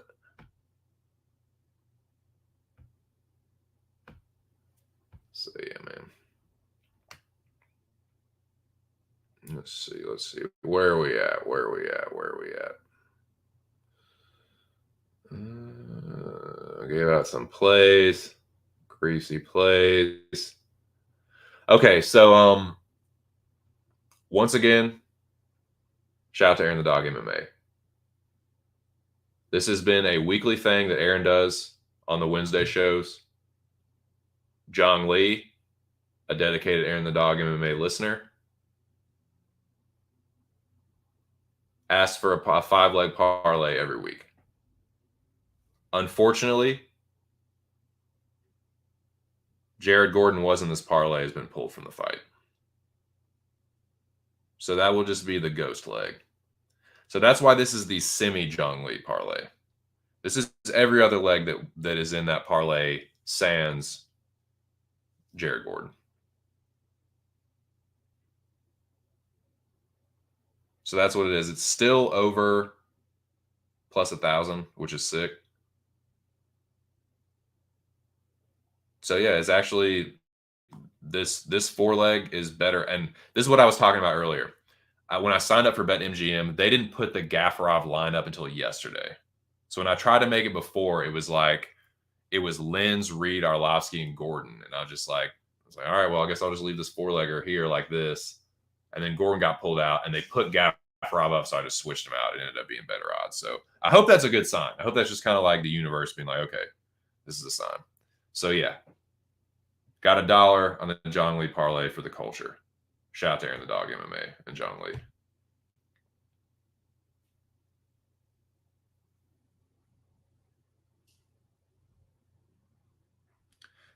Well, then it wouldn't be the Jong Lee parlay, then would it, Lobby? It'd be my own little fucking abomination. Then it would just be a 2 cents abomination. This is for the Aaron the Dog MMA culture.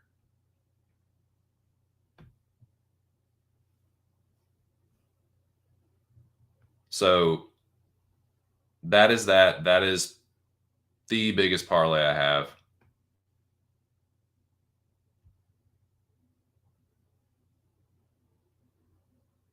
I know you can't get enough. What's your action, dude? Tell me your fucking action. What do you have going on?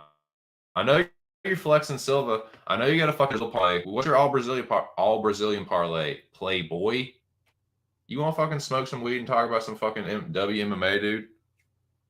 Talk about it. Speak on it, Lobby. What you got? What are you getting greasy with? What are you pumped for?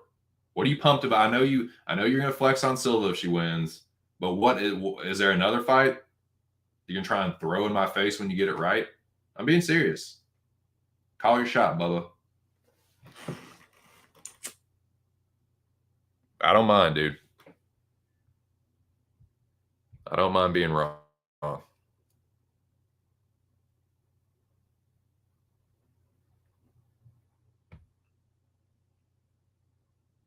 No.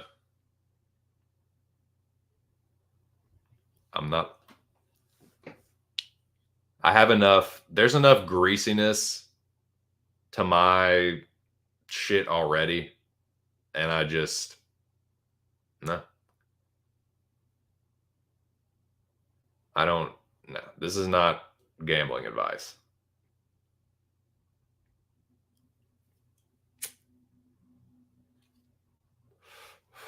And I usually end up doing more than one parlay, so that wouldn't work anyway.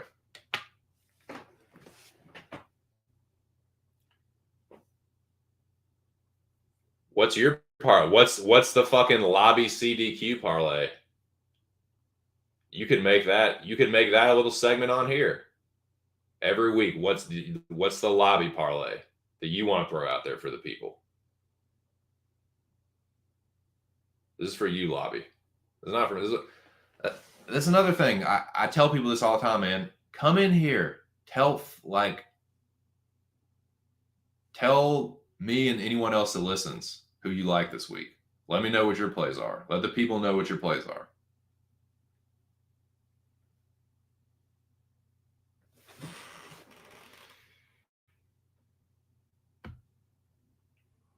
Sylvan Arlovsky, nice.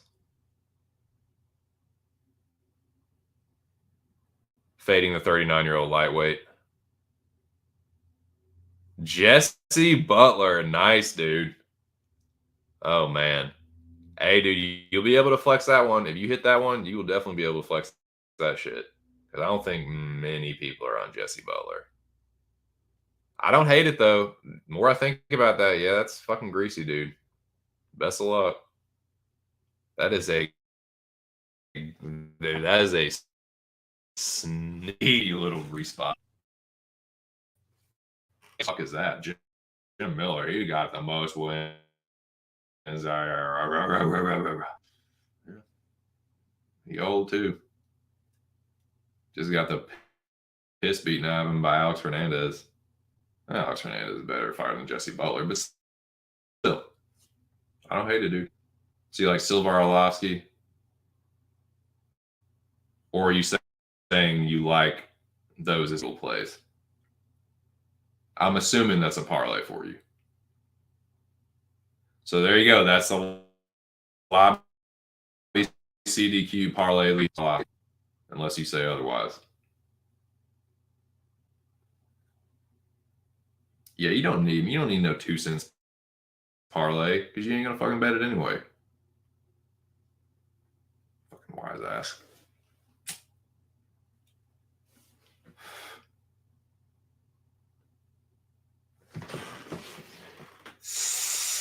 Oh man. Yeah, kind of a quiet stream. Just me and Lobby here. Talking shit back and forth. I'm gonna smoke some more cereal milk, dude. What are you smoking, Lobby?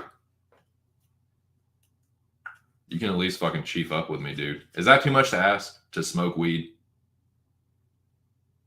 Like, we're not even smoking together. We're just smoking. Is it too much to ask to smoke weed at the same time? Or vape fucking live rosin or whatever you're doing? I don't think that's too much to ask, dude.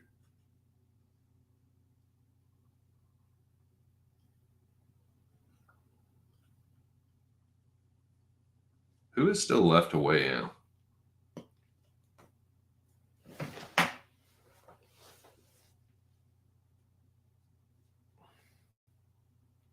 What you smoking on? What you vaping on?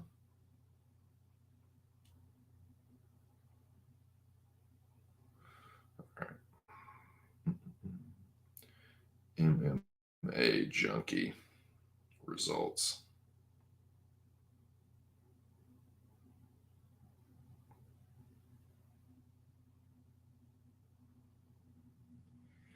Waiting on Luan Lacerda and Andrei Arlovsky. See, the general smoking me, dude. Got some cereal milk. Cheers, General. Cheers to you too, Lobby. Load up your nail or whatever. Load up your fucking rig.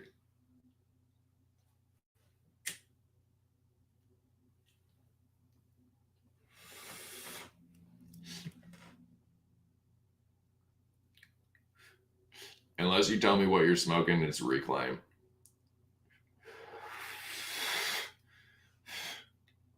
Unless you have some sweet diamond rosin, live diamond rosin resin, you're just smoking Reclaim. That's what I think.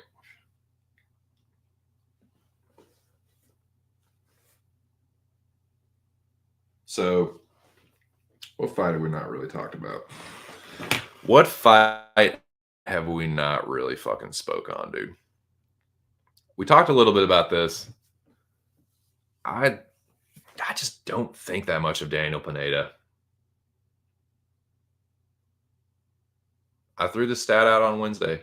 The dude has not strung 2 wins together since 2012.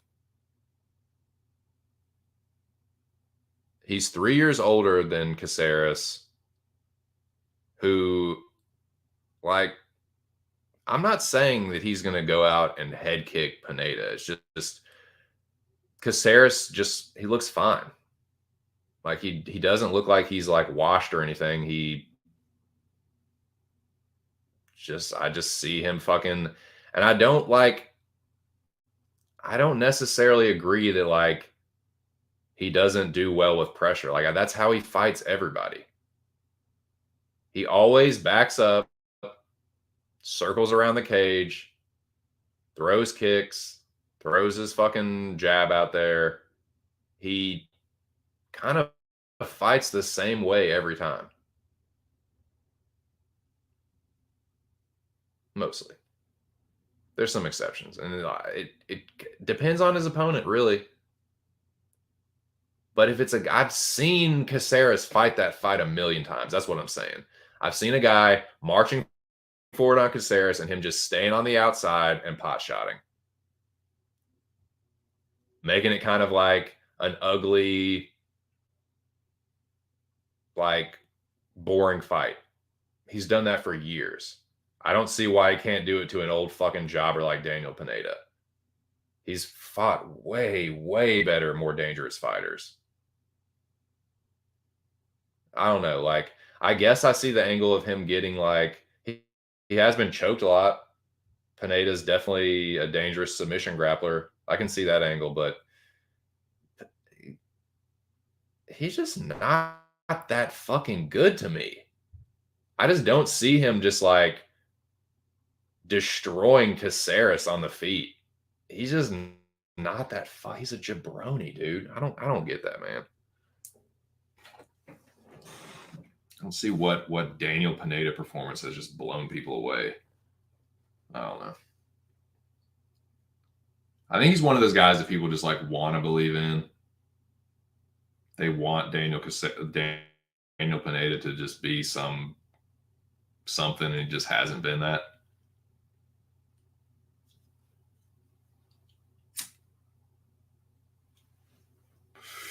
He's an old drug cheat, you know.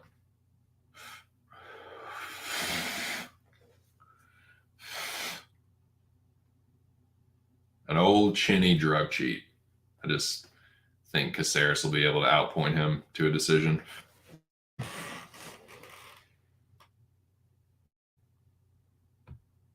Talked a little about Kai Kara-France and Albazi.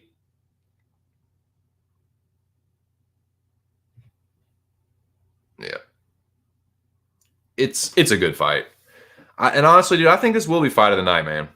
I really do. I think if it stays on the feet, I do think Kai Kara-France will end up getting the better of Albazi and knocking him out. But I don't think it'll be early. I think it will be competitive for like at least 3 rounds. I see Kai Kara-France stuffing the takedowns. And if Albazi isn't having sustained success with the takedowns, if he doesn't choke Kai Kara-France, and that's another thing too. Albazi's a purple belt, but you would swear that people think he's like ADCC champion. I think both of these guys are a little overrated. I hate to say it. Albazi has just been like anointed the uncrowned champion. It's like, for what? Francisco Figueiredo? ZZ Top, who can't put a stamp on one fucking fight. Albazi didn't finish him. It's like, I don't know, man. Albazi's a good fighter. Kai Kara-France is a far and away the best fighter he's ever fought, far and away the most dangerous striker he's ever fought. Kai Kara-France has a good takedown defense. You go and you look at like his early submission losses. If you're playing that game, then like, yeah, Albazi beats him. But Kai Kara-France is better than fucking Shorty Torres. I know people love to suck Jose Shorty Torres' PP, but he ain't that fucking good. Ain't as good as Kai Kara-France. I guarantee you that. Ain't as dangerous of a striker. I guarantee you that. So I don't know, man. I just think that people are overrating Albazi a little bit. On the tape study, yeah, he looks good, but it's just like he's not going to be able to run through Kai Kara-France like that, I don't think. I just think he's going to kind of get his ass beat on the feet. Offensively, he's good. Offensively, he throws crisp combinations. It's just like defensively, he just eats punches. I watched that. I went back and watched the tape on Albazi. Like, he looks good. Fast, crisp double jab, cross, got a good uppercut, but like, he gets hit plenty. And if he's getting hit against Kai Kara-France sustained over round after round after round, I think he's going to get put down eventually.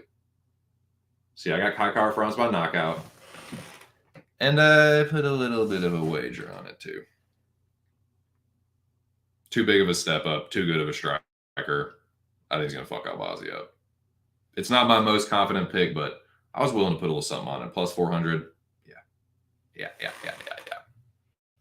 That's about 100 too wide to me.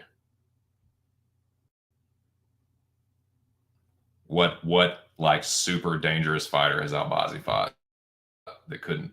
Oh, he's so tough. He was just getting lit up by this guy that couldn't put him. You know what I mean? That's never happened. He's never really fought a great striker.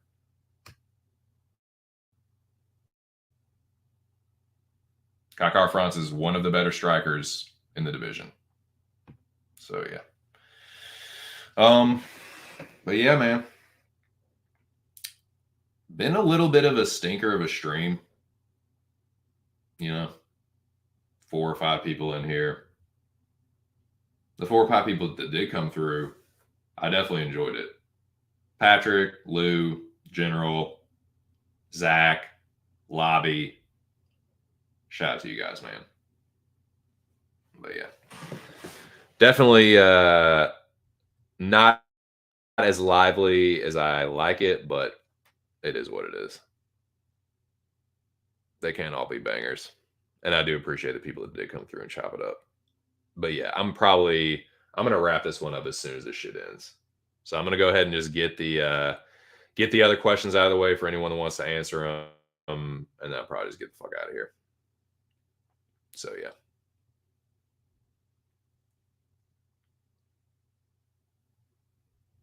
I'm looking forward to these fights though.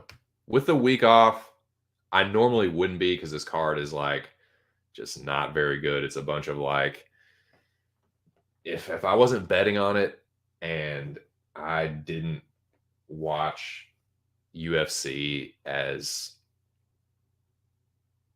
like nonstop as I do, how can you get up for this card? How could a casual fan get up for this card? Put yourself in like the shoes of a casual UFC fan. What is drawing you to this card? Nothing. This card is a solid D on paper. Kind of an F, honestly. There are probably going to be some entertaining fights, but the level, there's like what? How many fights on here are both guys ranked? 1. You know what I mean?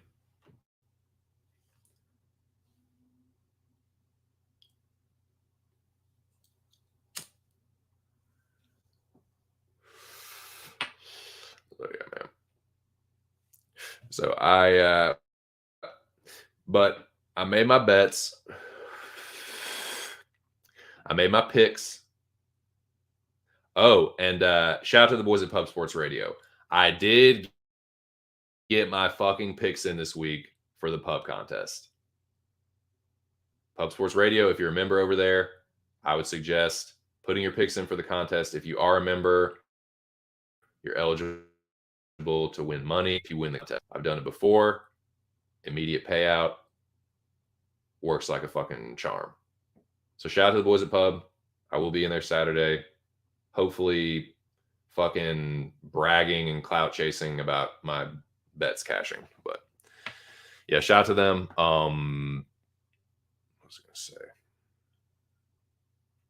Oh, there was I'll just text Nick. I'll DM or text Nick about it. There was a couple fights where it was like I think Mundance was still up there for what's a fuck for Castaneda. So I don't know if I should just wait and see if that gets changed or if I should just put it on that side. If it's just like, okay, you're picking not Castaneda, but I'll ask Nick about that. But yeah, shout out to Boston Nick, shout out to Big Show, and all the other gents over at Pub.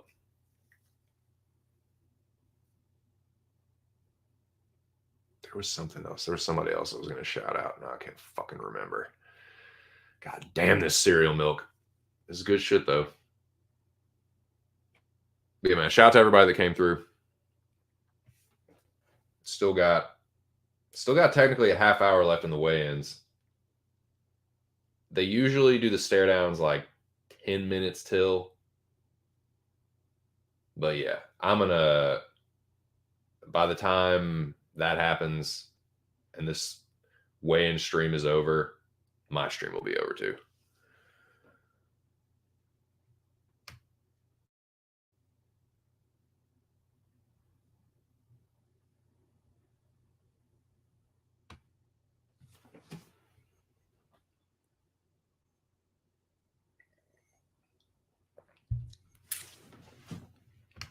So, final burning questions for the chat. We've had no weight misses so far. We still got Arlovsky. I don't think Arlovsky is going to miss weight. I think this is one of those, he knows he's going to be on weight. He's just taking his sweet ass time. He's going to show up. I think this is going to be your classic, like, heavyweight showing up right before the stare downs. He's in no danger of missing. He's not like, this ain't his first rodeo. He's going to take his sweet ass time. Probably getting breakfast right now. Probably got brunch. Went back to the hotel, took a shower, saunter up to the fucking scales, 10 minutes till, weighs in at like 258, and then just gets ready for the fucking stare downs. So yeah, I don't think he's the only fighter left. I don't think Arlovsky's going to be the one to miss. So I'll say we cleared that one. Who's going to miss weight? Looks like nobody. Pull out? We don't know yet, but so far so good. Snoozer of the night, there were some good candidates. I think Patrick from Addicted to Combat said Abubakar and Zaleski. If it's Abubakar winning, I second that. I think if it's Abubakar and Nurmagomedov, I think it's going to be a decision. It's going to be lame as fuck, as far as visually. Fight of the night, I'm going to say it's the main event because I think they are like pretty. Like Albazi's got a good skill set. Kai Kara-France has the skills to negate some of what makes Albazi good. He does have good takedown defense. Like I won't say he won't get taken down at all, but I don't think he's going to get fucking wrestle fucked or anything. Kai Kara-France has gotten a purple belt in jiu-jitsu himself too, so he's obviously shored up some of his like grappling deficiencies. And like, who is he like really struggle with grappling in the UFC? Bontarine, who's a really he is. I don't know if you guys know, Bontarine's a fucking Brazilian Jiu-Jitsu black belt from Brasil. So like, you know, people hate on him for that, but whatever. Then you fucking Royval. He got clubbed and subbed by Royval pretty much. Royval had his spinning elbow, and while Kai was all fucked up, he guillotined him or whatever. I think it was a guillotine. But yeah, I just don't like. I don't see Albazi just slicing through him. I think like for as long as it lasts, I do think Kai Kara-France is going to end up knocking him out. But for as long as it lasts, I think it's going to be a banger. I think Amir's going to have some success. I think they're going to be trading back and forth on the feet. Kai landing big shots and eventually like hurting Amir after stuffing some takedowns. But we'll see what happens.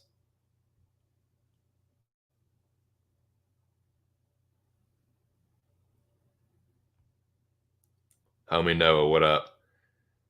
Kai Kara-France, the little white mongoloid, is getting finished. Nice. I mean, I can see him getting subbed. I just don't think it's gonna like be some fucking one takedown and he's like done. All right. Oh, we got Lacerda too. Hold on. Miss Lacerda. And Arlovsky. God damn.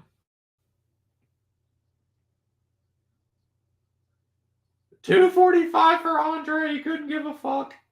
I told you, man. Like, just smiling and don't give a shit. 245. And then we got Luan. I forgot he needed to weigh in too, but I think he made weight. He looks rough though, man. Luan looks like shit. No good. No bueno. Muy mal. 136. He makes the weight though. What's up though, Noah? Hope you had a good week. Hope you have a good weekend. That's it though. That's the weigh-ins, boys. All right, I'm gonna take a quick piss before these fucking sounds start. So yeah, I'll be right back.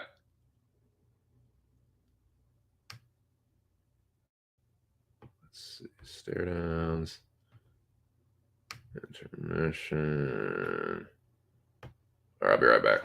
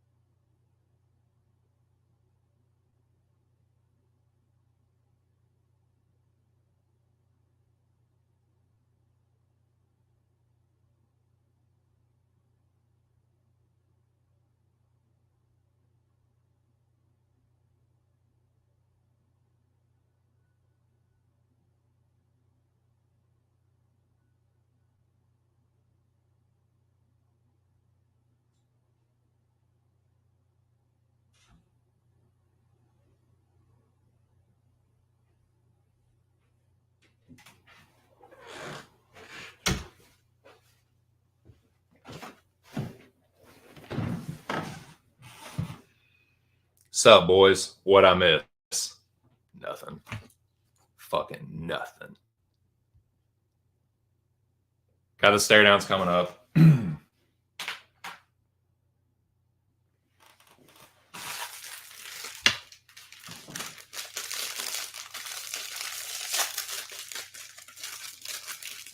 about to eat on stream. I don't give a fuck.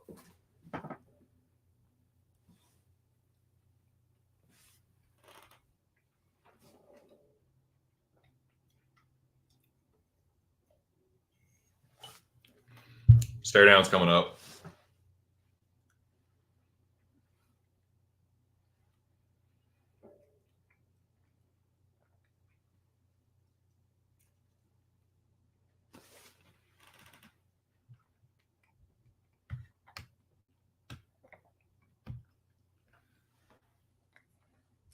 In case you missed it.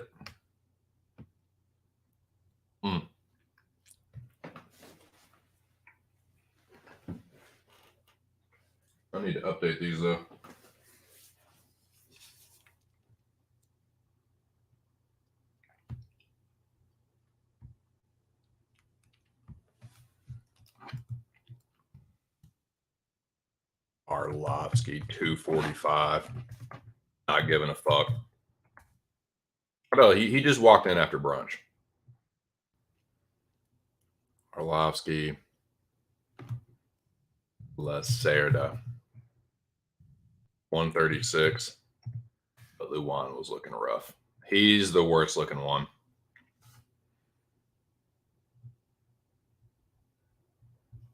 Sexy Mexi looked bad, but he didn't look that bad.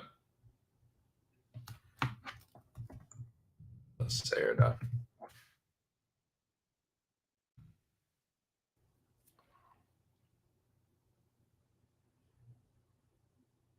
All right. So,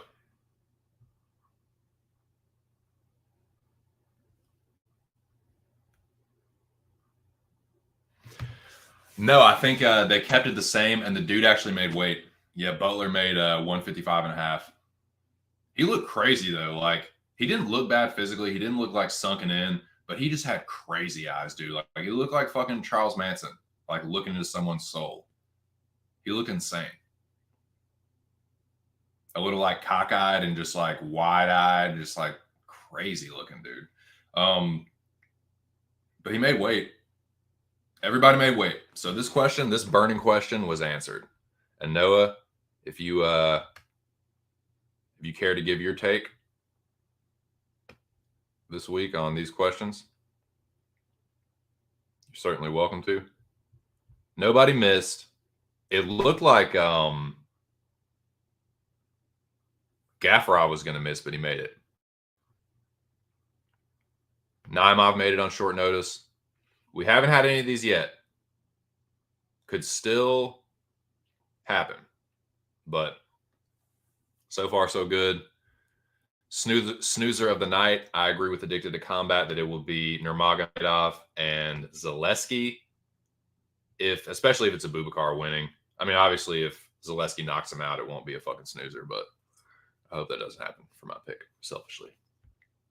Fight of the night. I know it's fucking square, but I think it's going to be the main event. I think it's the most well-matched fight. I think for as long as it lasts, it'll be competitive and exciting. My most confident favorite, and I mean that's not really going to apply, but my most confident favorite and my most confident dog, I jammed together in a parlay. Now, obviously, after seeing Lacerda look like that, I'm a little bit more sketched about it, but I still like this. I don't know if it's my favorite. I mean, Lacerda is one of my favorites. After the tape study, I just think he's the more dangerous fighter, certainly on the mat. I don't think he's a very bad striker at all. I think he's pretty good. And I don't think Blackshear is anything, I wouldn't say he's like terrible. I think he's like a solid, like, lower level fighter, like not a complete bum, but not like a world beater by any stretch. And I just think Lacerda is more dangerous. And because on the feet, yeah, Blackshear is competitive.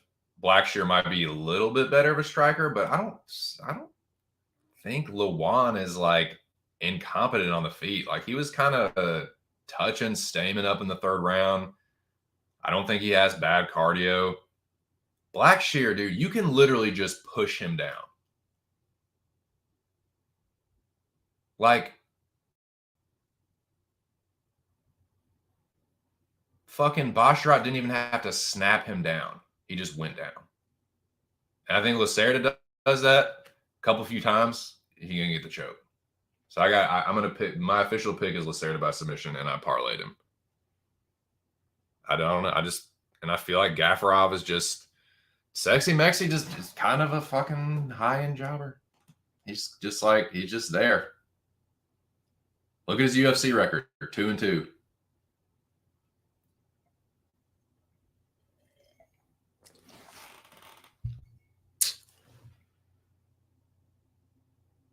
I don't know. I think Gaffarov is like, I don't think he should be the favorite. He's fine as an underdog. And I think he's a good enough fighter to upset a guy like Blackshear, who's just not like I don't know.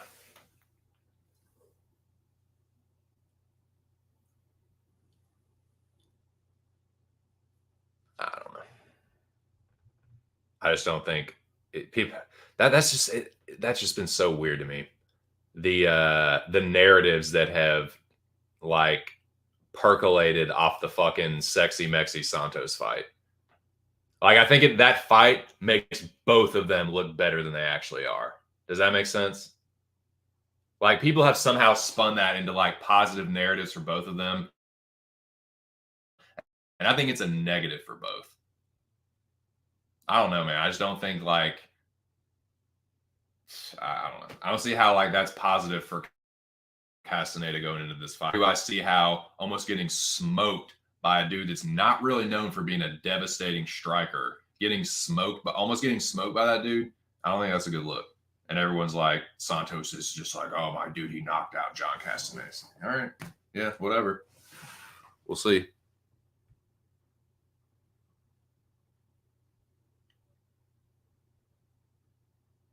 He looks wild, dude. Man, that's a good shout, dude. That's a fucking good shout for Snoozer. Man, no kidding. If they were both more aggressive, it might be a little tastier, but dude, yeah. Especially if Elise Reed tries to have like, I think she'll have success on the feet, and I think she'll be the better striker. But if she just tries to have like a clean point fighting affair, it's gonna be that's a good shout, dude. I think if she mashes the gas on Frey, she can get her up out of there. But I don't know if she'll do that. If it's like an Elise Reed decision, it could be a stinker. Frey is a cage pusher too. That's a great shout.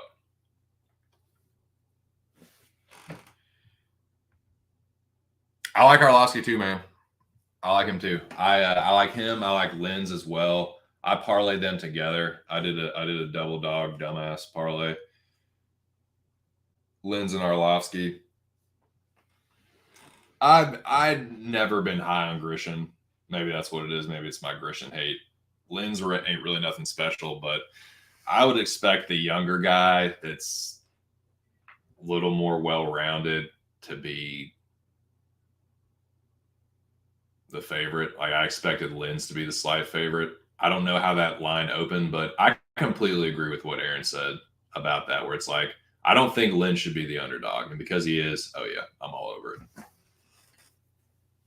I understand, I guess, why. I mean, that's another thing too. Is like I don't know if Arlovsky should even be the underdog against Mays.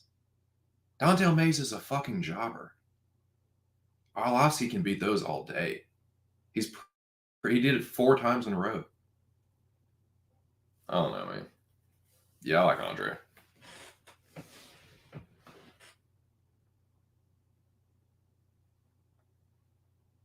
We'll see though. I think I'm gonna smoke some more cereal moco, dude.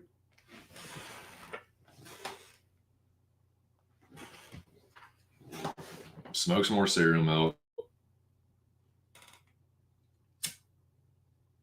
Get ready for these stare downs. Yeah, I got some greasy plays though. So those are my 2 parlays. Bet it like I could have done individually. I know it's like risky to put 2 dogs together. They should just be single plays. I understand that. But both of them are just like a little money has come in on May, so Arlovsky's now plus 115. But even that, like, as a single play, considering I'm not putting much on it anyways, like, I like them both to win. It's way better odds. I just fucking, I think it's like 241 with both of them together. And,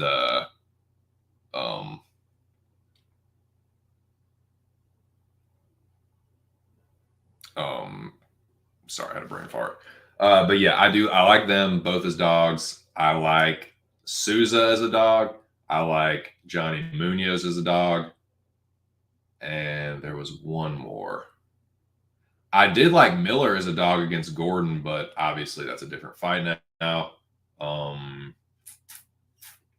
And yeah, and then I like Kai Kara France by knockout. Another potential play. This could actually be like I don't know. I'll have to look at the order of the fight card. I don't know if I would have fucking made anything by then. Like if I cash a couple bets, one more like late play that I might make is Lacerda by sub. Because I was thinking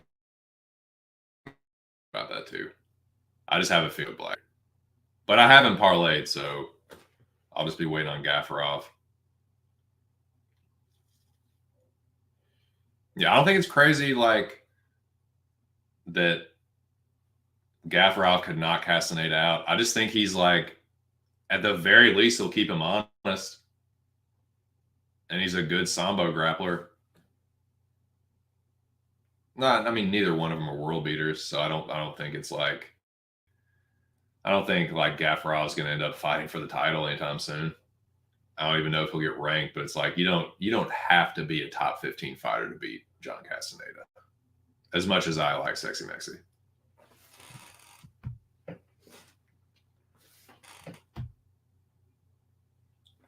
Caceres lock of the night. I like Caceres too, dude. Plus 250 versus was losing until Lutz got caught. Now plus 145 versus Caceres recent. I know, dude. Tucker Lutz. I mean, I ain't trying to hang the Maryland bow, but he's a pretty fucking pedestrian fighter. Like he's pretty just like meat and potatoes, not really great at anything. I know what Caceres is good at. Tell him, Noah. What's Caceres good at? What is gonna win Caceres this fight? This is your phrase, dude. I don't know. I don't think you coined this phrase into existence, but as far as using it to describe these fighters and how they fight and why they're going to win and why I think Caceres is going to win, tell them, Bo. Caceres by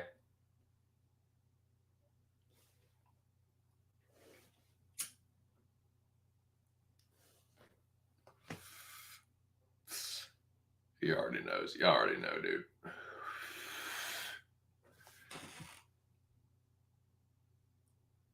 Boom. Boom. Straight like that, dude. Caceres by electric slide.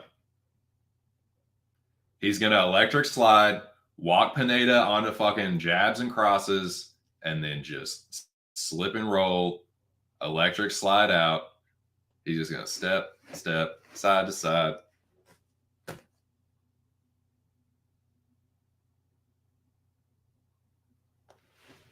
Yeah, I like Caceres a lot. Didn't really like his line, so I didn't bet it, but that is my goat's the fucking Tapology pick. For sure.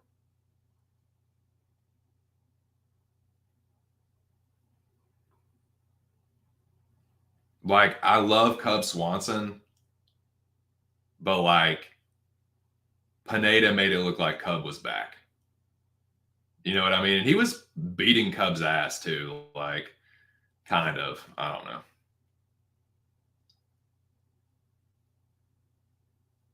It's like Pineda, like Caceres ain't knocking him out, but he'll hit him with plenty strikes. He'll score plenty, dude. Pineda's there to be hit. He's just kind of a fucking zombie, like lurch Frankenstein, dude. Got some power. He's definitely dangerous on the ground, but Caceres is just going to be fucking electric sliding.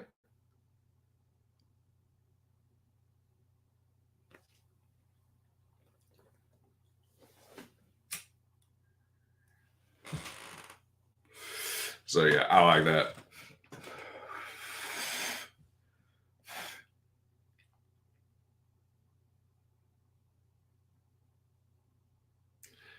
I don't think that Caceres will get a finish, but him clubbing subbing Pineda, I don't think is like outside of the realm of possibility. I'm picking Caceres by decision.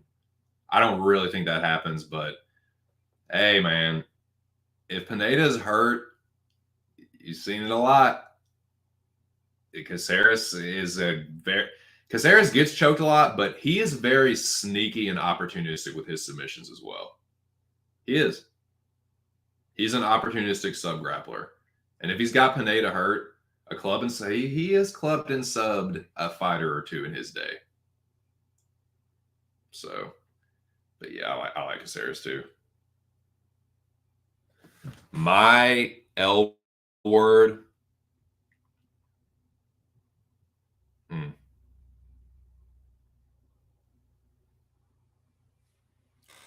Yeah. Call me crazy. I think it's Luan Lacerda. I think Luan Lacerda smokes Damon Blackshear. I could be eating crow, but that's my favorite. My favorite underdog.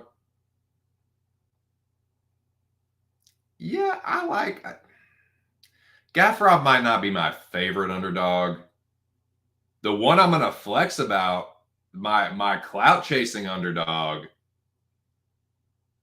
It's tough. It's between Munoz or Souza, but I feel like it's Johnny Munoz. Johnny Munoz is my dog of the night. I did bet Munoz. I don't know, man. I think Santos is kind of a fucking. Not saying he's not good. I'm just saying people are acting like he's. I get that it was impressive to almost get knocked out and then come back and win. But people just aren't putting that shit into context at all. They aren't putting into context the fact that Castaneda gassed himself out looking for the finish. He normally doesn't. Even if he does get knockouts, it's always some like attritional like breaking of a dude. Ground and pound. He ain't no fucking knockout artist on the feet. I don't care what his record says about how many knockouts he has. There are a lot of ground and pound, and he does not have one punch knockout power. I mean, I know it's a kick. I know kick is more powerful. I know. I'm just saying. I don't think it's a fucking super great look to be almost getting dirt fucking McGirded by John Castaneda. So I think like people are overhyping Santos a little bit. And I think people are overlooking Munoz. People are way too hard on him for losing. People, you would swear, I don't know what people don't like so much about Tony Gravely. Like, I know he's not a world beater, man. He's kind of a jobber, but like, he's not a bum. Like, he's a decent fighter. Like, and he hits hard, man. He does. They shit on him for losing to Nate Maynes and Tony Gravely. Those are literally his only two losses. Maybe he gets knocked out by Santos, but I don't know, man. I think Santos is a little bit of a hype job.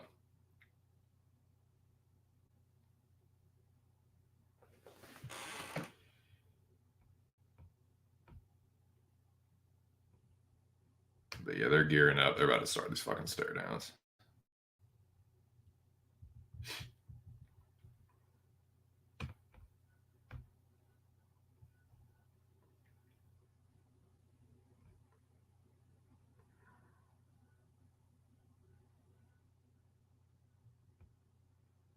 Caceres round 3. Ooh, yeah.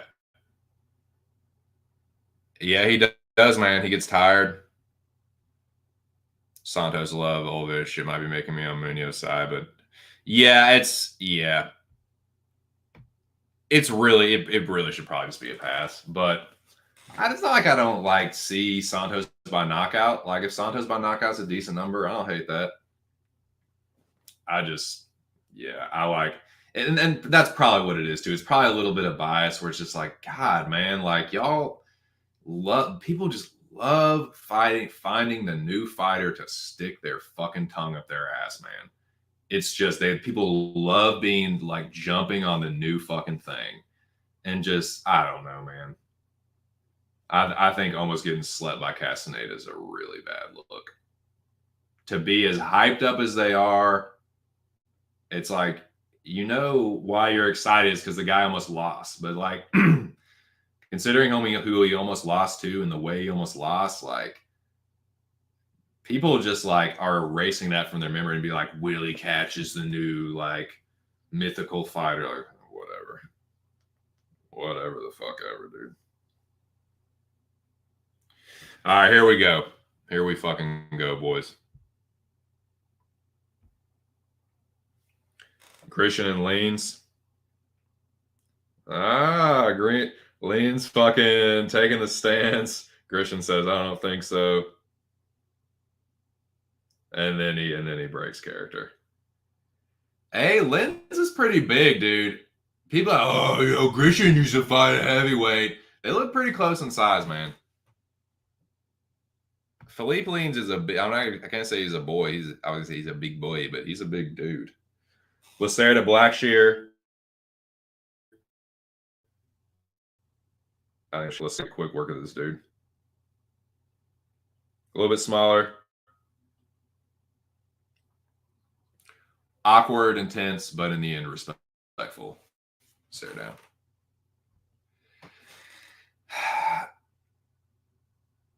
Elise Reed, please win this fight.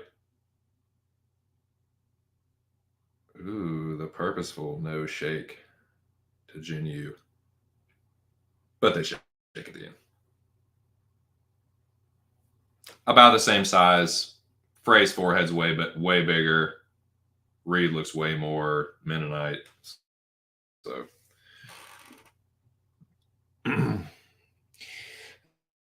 Neymar Malarkey. About the same size. Malarkey maybe a little bit bigger. Respectful handshake.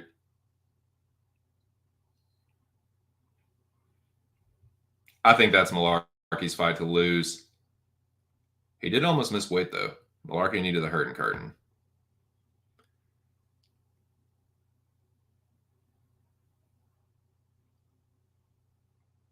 So Castaneda a little bit bigger. They're about the same height.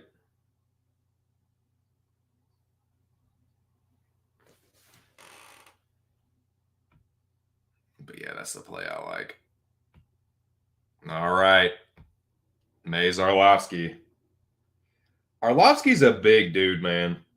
I don't think people realize how big Andre Arlovsky is. Like, Mays is 262, but Andre is like pretty much as tall as him. Like Mays has bigger shoulders and traps and shit, but like he's not towering over Arlovsky. He's not like ridiculously like oversized when it comes to that fight. Let's fucking go. Yeah, Johnny Munoz not that fucking small either, is he? Yeah. Let's fucking go. Come on, Johnny Munoz. Put this fucking hype job away, dude. Abubakar, bigger than what I thought. Zaleski, clearly off the south.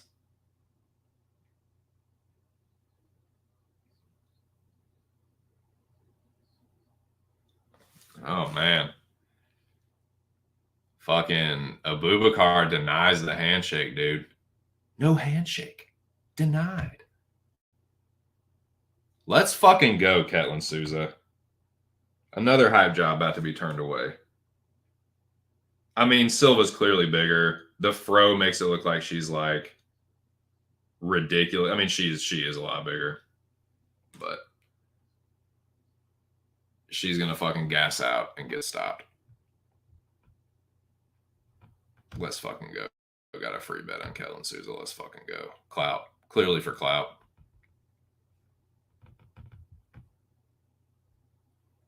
If Lou was still here, he would have made fun of me for that.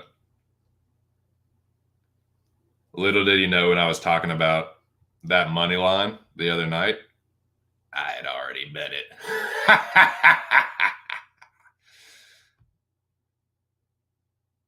But yeah, I got Altamirano. I did put a bet on Altamirano. I didn't mention that yet, but I did, and I didn't change that. But I still got Jim Miller. I tell you what, though, man, that's no longer a play. That was withdrawn. But yeah, I like Leroy in the spot. I'm with Noah on this one. Leroy, taller than Pineda. Pineda maybe a little bit thicker, but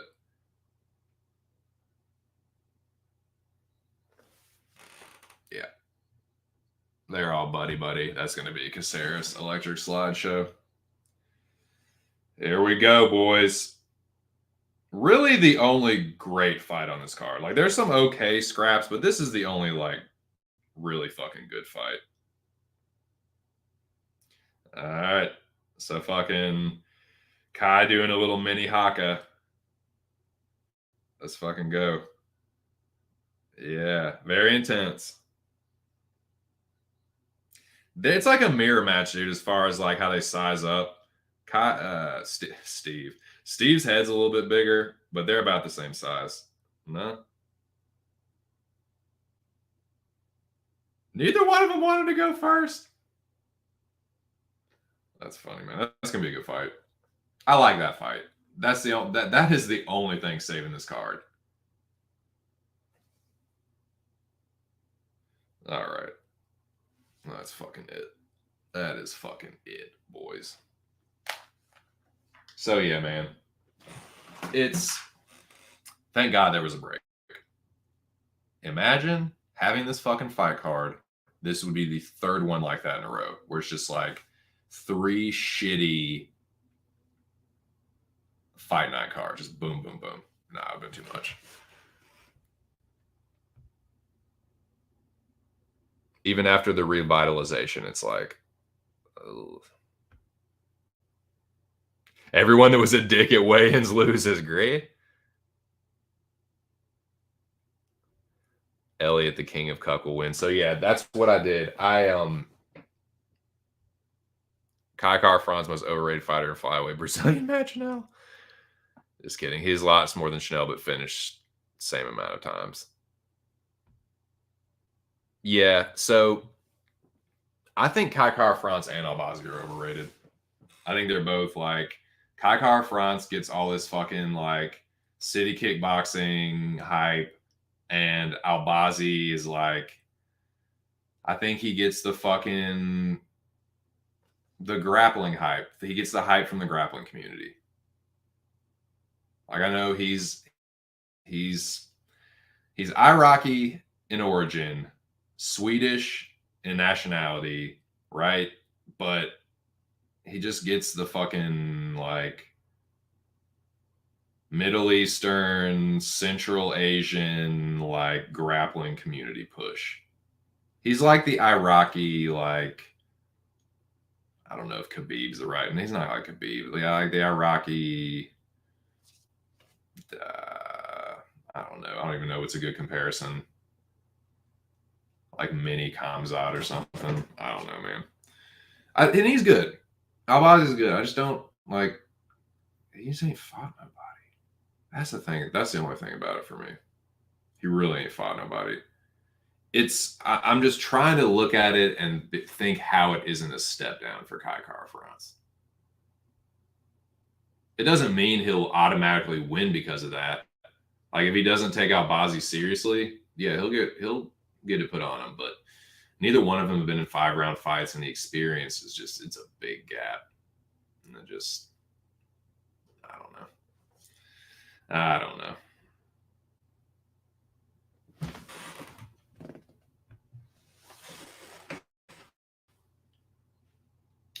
I think Albazi would beat Muhammad's ass on the feet. I do think that. Like, Makayev might be a little bit better for a grappler, but dude, on the feet, Amir would fuck him up.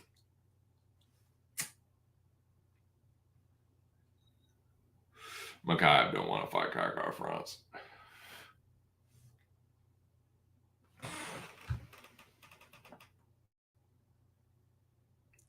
Yeah.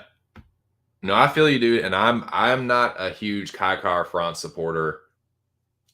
I've actually been a huge Kai Kara-France hater, and it's cost me, dude. Like, I've had to eat like quite a bit of crow because I just like want to fade him every fucking time. It was Bontarine, I think, for me. It's just like I had Bontarine. I thought I had it in the bag. Like, Royval too is just like getting clubbed and subbed by Royval. I'm sorry. I think that made Royval look like a way better fighter than he actually is. Because people will all that is when you break down Brandon Royval, you go, do what he did to Kai Kai. It's like he almost got finished. And then he's such a spaz that he's just like spinning elbow. And he caught him. Like that's a very low percentage move. And it's just like, I don't know. I think it's a bad look. A bad look for Kai Kai France, and then just like overrated Royval. It's just both of them have just annoyed me. And so it's maybe like I'm trying to keep that. I really want to pick out Bozzy, but I know that if I do, the Kai's gonna knock him out, and I think he will.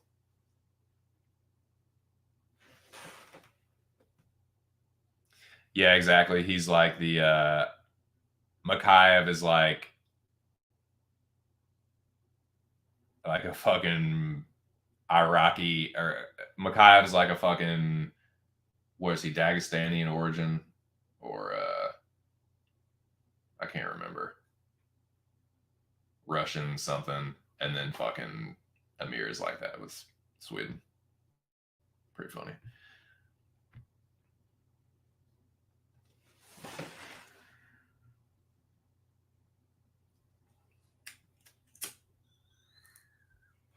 All right, well let's put a bow on this thing. This will go until 3 hours at the latest, but I want to try and wrap this thing up. Dude, it is, man. I was talking about that when I did that State of the Divisions, man. To me, it's one of the top 3 most overrated divisions. To me, it's middleweight, featherweight, and flyweight. You look at featherweight, it's the same old motherfuckers, dude. That's an old division. Flyweight shallow. Middleweight's just fucking overrated, dude. Overrated, top heavy, but yeah, flyweight is it was on life support. The elite of that division kept it alive. The rivalry, as much as it's jumped the shark now, that rivalry between Figgy and Moreno's rise, Figgy's rise, that made that division interesting. And now Pantoja, but it's just all top heavy, and it's been the same guys for like 5 fucking years. Middleweight's getting like that too. And featherweight, yeah, same shit. Volk and Max and Yair and fucking whoever else is getting put through the meat grinder.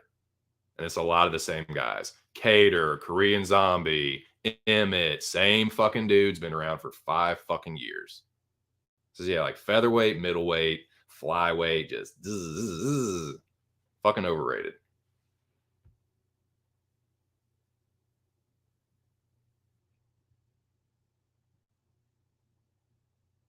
Yeah, that's fair. Yeah, I guess that was the genesis. But like Figgy and Moreno have kept it alive. But you're right. No, that was the moment. Because I remember Cejudo being like, Dana White, if I win this fight, the flyweight division stays. And he was like, I'm going to do it whether you say or not, Cejudo. Okay. We're doing it whether you fucking say so or not, okay? No, but yeah, you're right. That was the moment.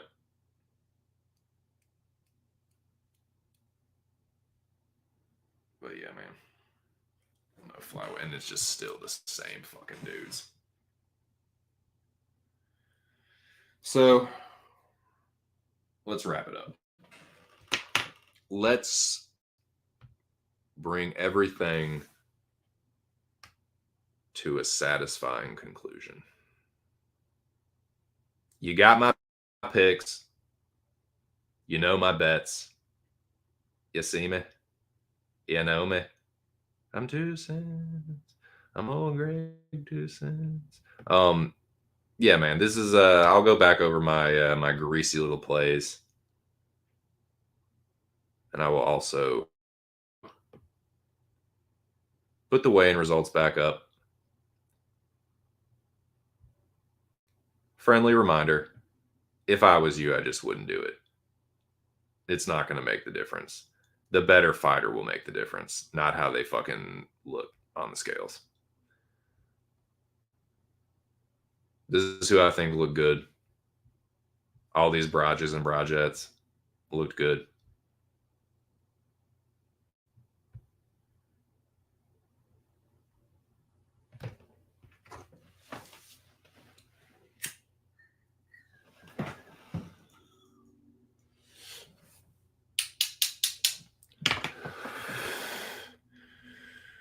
Few did not. Few look very rough. And I think who looked the best? Who looked the absolute fucking best?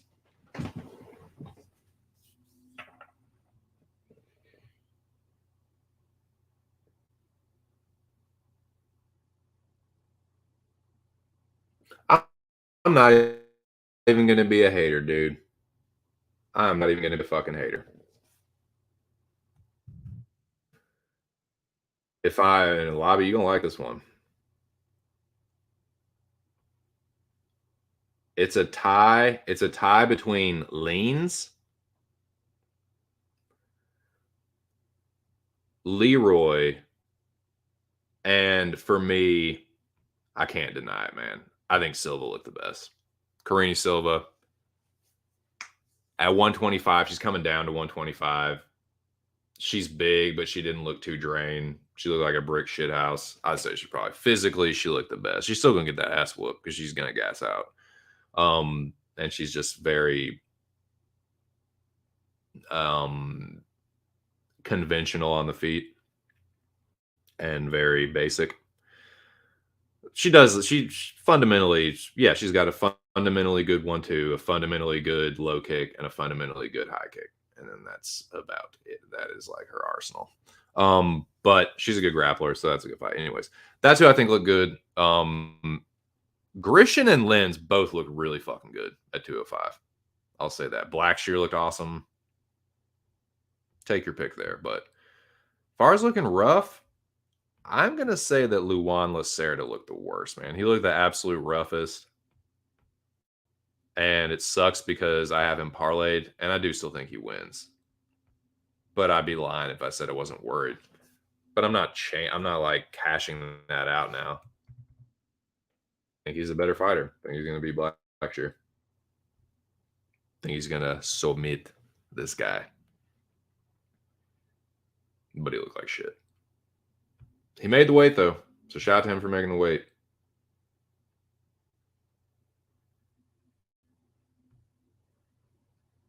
Yeah, right.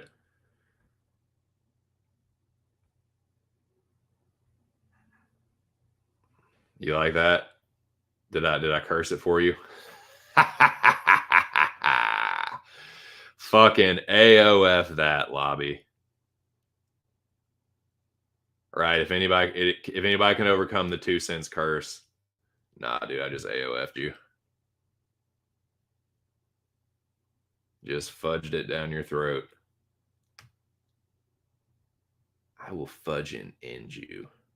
No, I'm just kidding. The only thing I'm gonna end is the stream here in a few minutes. And yeah, that's about the wrap up on the weigh-ins. Nobody missed, so that's good. A couple close calls.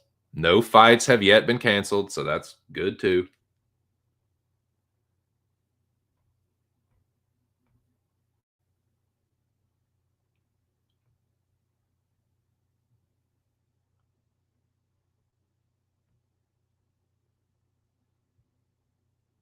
Let's fucking go, Knights, dude. Come on, Knights.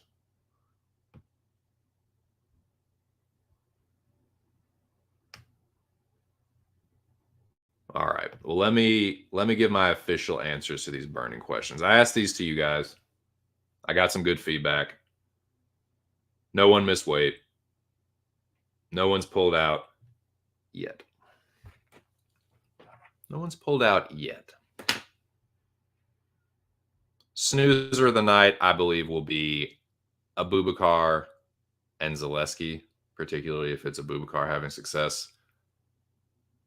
I think Reed versus Frey is a great shot from Noah. Fight of the night for me. I know it's a square answer, but I think it's going to be the main event. I think they both look ready for the shit, and both of them look like they want it. It's an important fight for them. My most confident favorite is Luan Lacerda. As crazy as that sounds, as shitty as he looked, I think he's going to smoke Blackshear. My parlay buster, Johnny Munoz. And I didn't ask this one yet. Who's going to steal the fucking show?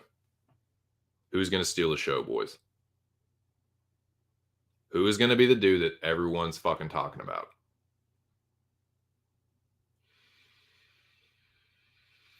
If the main event goes down like I'm predicting it will, I think it's going to be Kai Kara-France. I think Kai Kara-France knocking out Amir Albazi will steal the fucking show. But, I mean, for some people, this answer is just like, it just depends who you're asking. Like, if I ask one of you guys, like, it's going to be like whoever you either have the most money on or whoever you think. It's like, I'm trying to ask this as like an objective, like, whose win will really steal the show? Like, yeah, I know one of those low level, like, prelim fights, your dude cashing huge for you, that's going to steal the show for you. I'm talking about, like, what fight are people really going to be remembering? And, like, you know what I'm saying? That's what I'm talking about. It's hard to see it not being the winner of the main event. A win, like, either a win over Kai Kara-France or a win over Amir Albazi, particularly a finish, I think is a show stealer. But, you know, whatever.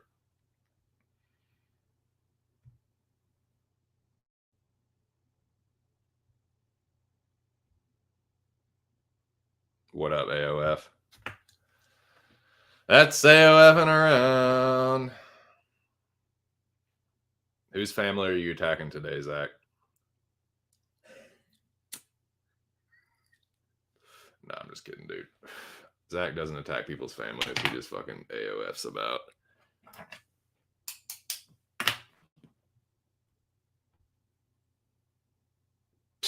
I'm not telling you. I'm not fucking telling you. Up your butt. Up your own butt. Just living his life. He got things to do, man.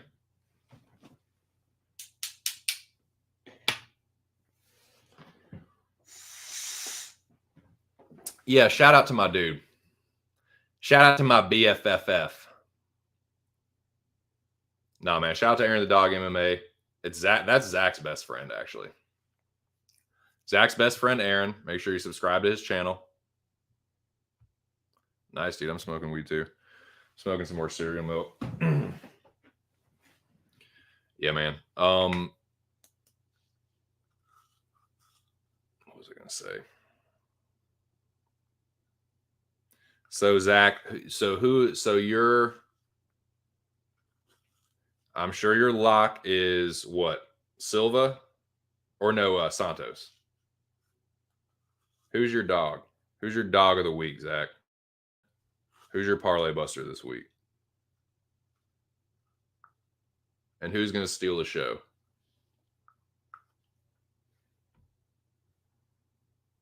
Yeah, we do. Right now. Me and you outside. No, we're beefing, bro. We got the biggest beef. I'm going to beef you right in your fucking AOF, dude. Nah, man.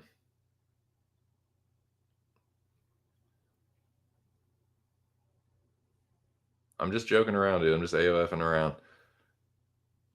Nah, for real though. Who's your favorite dog? Who's your favorite? Who's gonna steal the show? That's all I have left to say to you is to ask you those questions.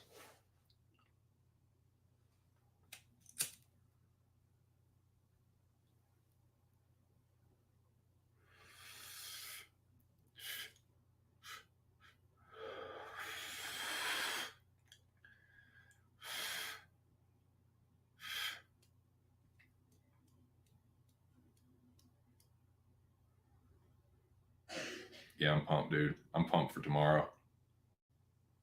Excited for the Knights. Excited. I was gonna say I've been feeling good about like getting back on top, getting back in the green. But I do feel good about this week. I feel good about Munoz. I feel good about Lacerda and Gafarov and Leans and Arlovsky and Kai. Feel good about those plays. Feel good about Ketlin Souza. I feel good about my clout chasing ass bets. Gafarov, the dog. Yeah, I like Gafarov a lot, man. I feel Lacerda too, man. I really, I don't know. I know some people aren't that high on Luan. I just like getting Stamen on your debut and hanging tough, looking good in the third round. Like that wasn't a terrible look to me, and people were just like really down on him for that. I don't know, like, yeah, I mean, Basharat's probably better than Lacerda, like in stand up, but on the ground, dude, how easily he was getting taken down by Farid, like, I think Lacerda gonna fucking strangle him. But yeah, I'm feeling pretty good this week. Excited. Spread out the grease. Not risking a whole lot.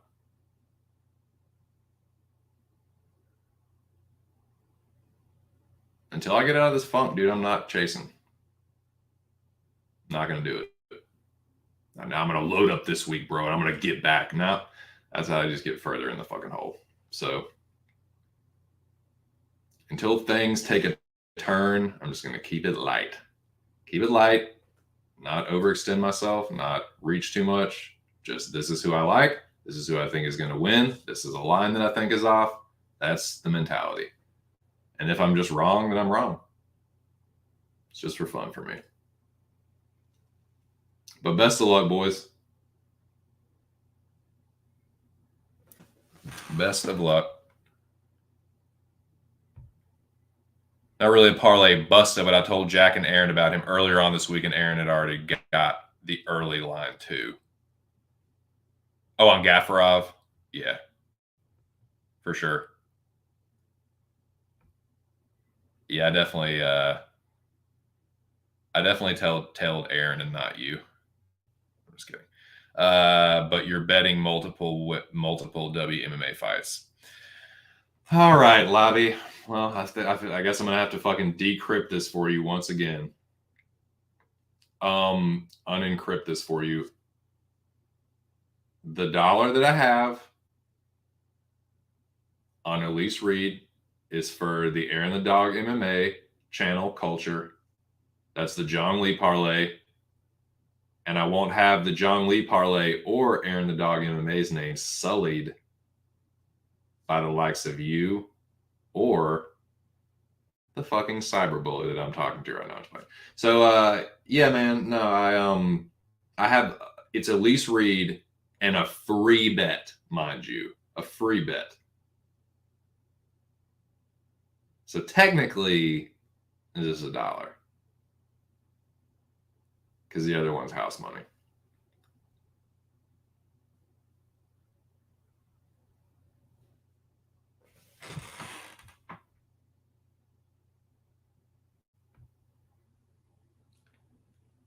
You're going to continue to get AOF'd if you fucking, I don't know, man. I couldn't think of the rest. You're going to stay in a funk continuing to bet bums. I know, dude. They need to like be not bummy. They need to be fucking just better. They need to fight to their potential.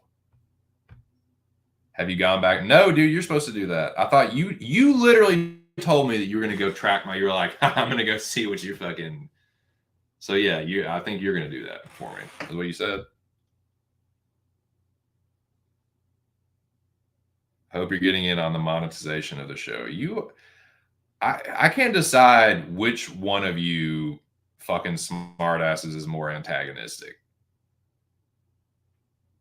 Now I know that's kind of been like, Zach and I have like, we have a history of like arguing back and forth and bantering, and I guess you and I do too. So you know what? Fuck off. Fuck the both of you. Yeah, you know what? You're right, Lobby. Fuck you. You don't tell me the truth, you piece of shit. No, I'm just kidding, man. You never told me what you're fucking smoking either, though. You are such a play it close to the vest ass motherfucker, dude. I ask you a question, you just answer it with another question. I have to answer your next question with a fucking timeout in the fucking dunce hat corner, dude. No, dude, I ain't got time for that. I'm about to get out of here. I'm about to fucking get out of here, dude. Don't worry.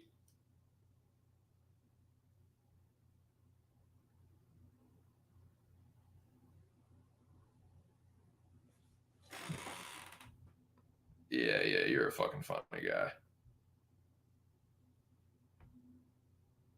You heard about what? You heard about what on another show? OG cookies, nice. That's what's up. Cheers. Yeah. Cereal milk number 2 today, boys.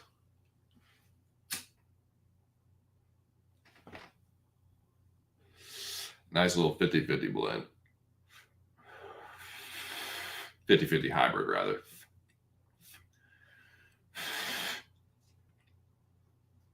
So, yeah. Well, that's about it. I already fucking overstayed my 3 hours. So, Lobby, Noah, Zach, Johnson, the General, Patrick from Addicted to Combat, Lou Betcha from MMA Engine. Who else was in here? I said the General, right?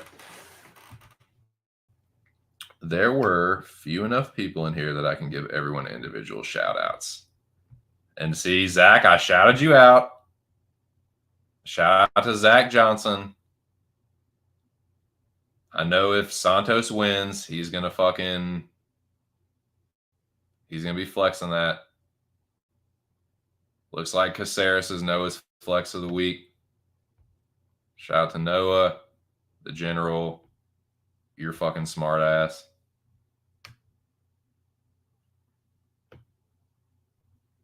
Yeah, Patrick.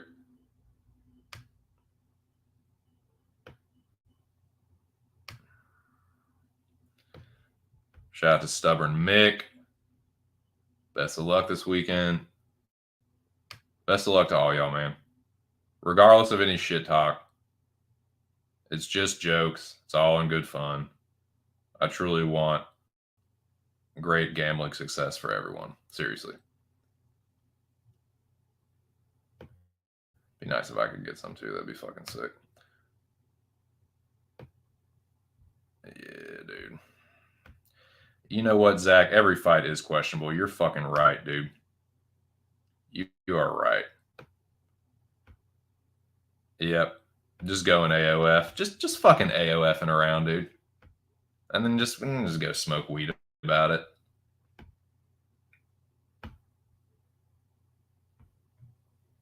Later, dude. Yeah, take her easy. Later, Lobby.